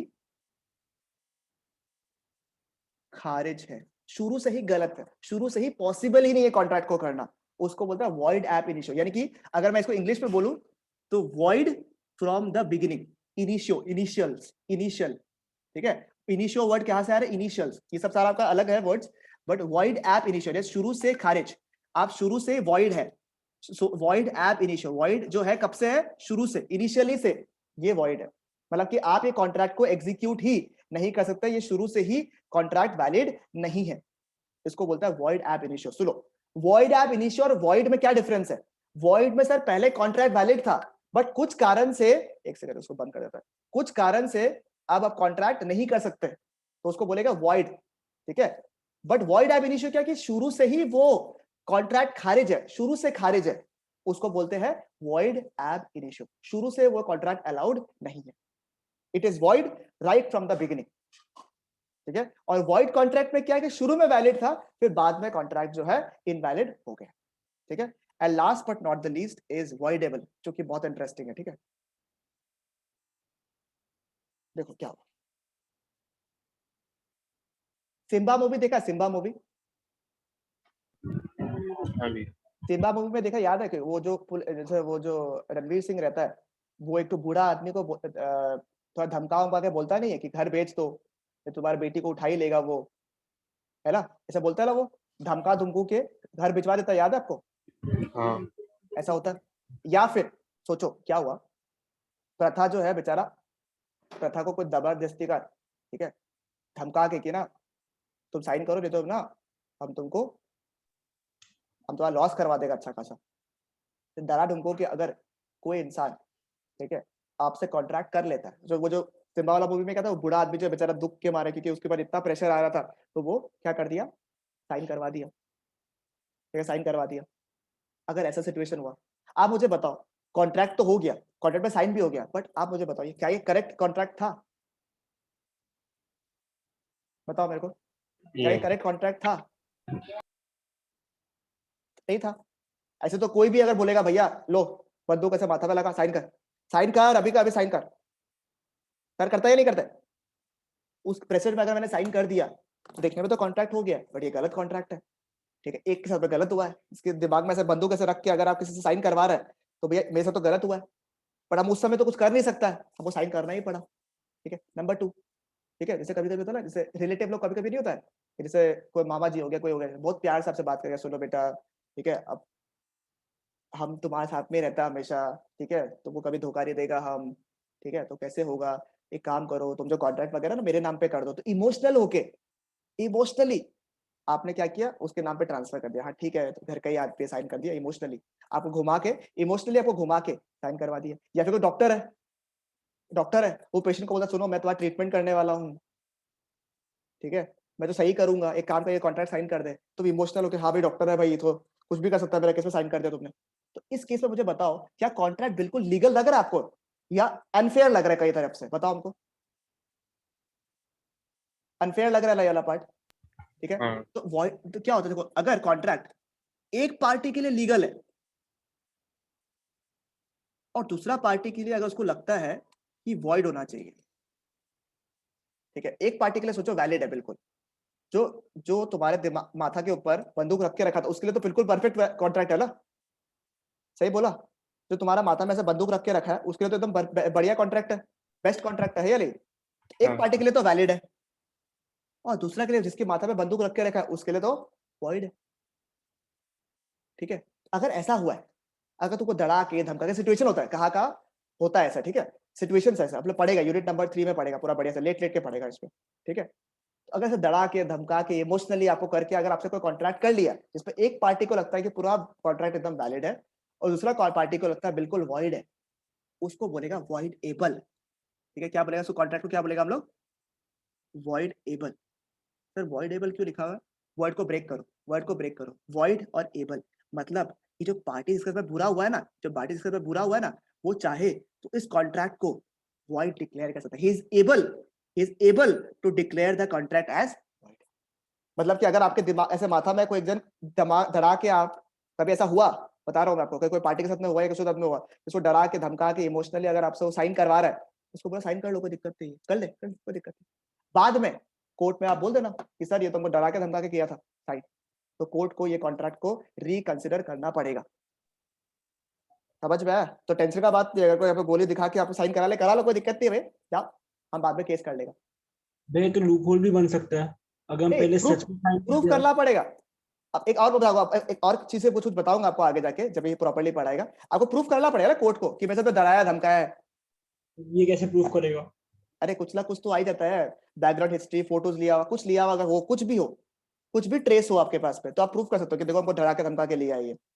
अगर नहीं है तो फिर गया, फिर नहीं हुआ तो देखो, तुम प्रूफ अगर नहीं कर सकता है कि मेरे को डरा के धमका के किया, तो फिर तो वैलिड है, तुमको प्रूफ तो करना पड़ेगा। मैं आपको बताता हूँ जनरली क्या होता है कि देखो, हाँ मैं वो जैसे केस का बताता हूँ तरीका, ठीक है? अगर दो पार्टी होता है ना, इसके खिलाफ केस हो रहा है, ठीक है? इसने अगर सोचो इसके खिलाफ केस किया, इसने इसके खिलाफ अगर केस किया, ठीक है? तो जनरली क्या होता है, जनरल केसेस में इसको प्रूफ करना पड़ेगा। अगर केस किया ना, तो ऐसा नहीं कि ये जो है गलत इंसान है, ये नहीं, इसको प्रूफ करना पड़ेगा, इसको प्रूफ करना पड़ेगा। बर्डन ऑफ प्रूफ बोलते हैं इसको, बर्डन ऑफ प्रूफ, ठीक है? बर्डन ऑफ प्रूफ जो है ना, वो इसके ऊपर होता है, जो केस किया है उसको प्रूफ करना पड़ेगा कि ये इंसान गलत काम किया। बर्डन ऑफ प्रूफ इसके ऊपर जिसने केस किया है, in all general cases, but except only a few cases ऐसा होता है। जैसे एग्जांपल, अगर आपको खिलाफ किसी ने, सोचो किसी लड़की ने आपके खिलाफ केस किया कि आपने उसको मिस हैंडल किया, ठीक है? You know what is miss handling. अगर लड़की ने कोई केस किया आपके खिलाफ, किसी लड़की ने, ये स्पेशल एक्ट में लिखा हुआ है, ठीक है, कि अगर लड़की ने आपके खिलाफ कोई केस किया है, कोई वुमेन हैरेसमेंट या इसके ऊपर आपके कोई केसेस आया है आपके ऊपर में, तो it is not the person जो कंप्लेन कर रहा है उसको प्रूफ करना है, इट इज अ डिफेंडेंट, ठीक है? इट इज द डिफेंडेंट जो डिफेंड कर रहा है अपने आप को, डिफेंडेंट को प्रूफ करना है कि आप इनोसेंट हो। ये एक लैंडमार्क केस है, ये एक अलग ही है भैया, उल्टा है ये चीज। जनरली क्या होता है, अगर मैं केस कर रहा हूं तो मुझे प्रूफ करना है कि वो इंसान गिल्टी है, वो बदमाश है, उसके खिलाफ आप करो। बट अगर किसी वुमेन ने आपको हेरेसमेंट का केस किया है, तो it is not the women who has to prove that you have done something wrong, you have to prove कि आपने कुछ गलत नहीं किया। भाई ये सब केस में प्रूफ करना मुश्किल होता है ना? बहुत मुश्किल होता है। जनरली देखो, the law has been designed in such a way, अभी करंट जो लॉ में अपडेशंस आया है, it has been proved in such a way कि इट्स वेरी रेयर चांसेस, मतलब जो लॉ बनाया गया है वो ऐसा बनाया गया है कि वो वुमेन को ही फेवर करेगा। तो आपको बहुत अच्छा एविडेंस रखना पड़ेगा अपने आप को प्रूव करने के लिए कि आपने बदमाशी नहीं की। दैट्स अ थिंग, लॉ में लूप होल्स होता ही है लाइफ में, ये कुछ लोग इसी का गलत फायदा उठाता है, ये चीज है। तो वॉइडेबल का मतलब समझ में आ गया आप लोग को? इसलिए सर आप लोग को लॉ वैसे भी जानना चाहिए मेरे हिसाब से, क्योंकि यू नेवर नो, है ना, एंड यू शुड नो। देखो, लॉ में बचाने के लिए लॉयर आ जाएगा आपके पास में, बात सही है, एविडेंसेस तो आपके पास होगा, बात समझ में आया आप लोग को? इसलिए लॉ जाना जरूरी है। ये नहीं कि आपको जाके कोर्ट में लड़ना है, कोर्ट में तो आप वैसे भी लड़ नहीं सकते जब तक आपके पास वो लॉयर का बैच नहीं हो, आप लॉ काउंसिल मेंबर का मेंबर नहीं हो एक, बार काउंसिल का मेंबर आप नहीं है तब ऐसे भी ले सकते हैं, but at least you should know the law so that you can be aware, and for girls also should be aware कि क्या सीन है क्या नहीं है, where you can take up an harassment के तहत अगर आपको कोई इमोशनली तंग करके या आपसे जबरदस्ती होकर साइन करा देता है, you can declare the contract as void provided you have evidences, that's the point, आपके पास एविडेंस होना पड़ेगा। तो क्या हमने पढ़ा 4 टाइप का चीज, वैलिड, वॉइड, वॉइड एब initio and void table. Is it fine, clear है? बिल्कुल। चलो फिर आज के लिए हम लोग क्लास को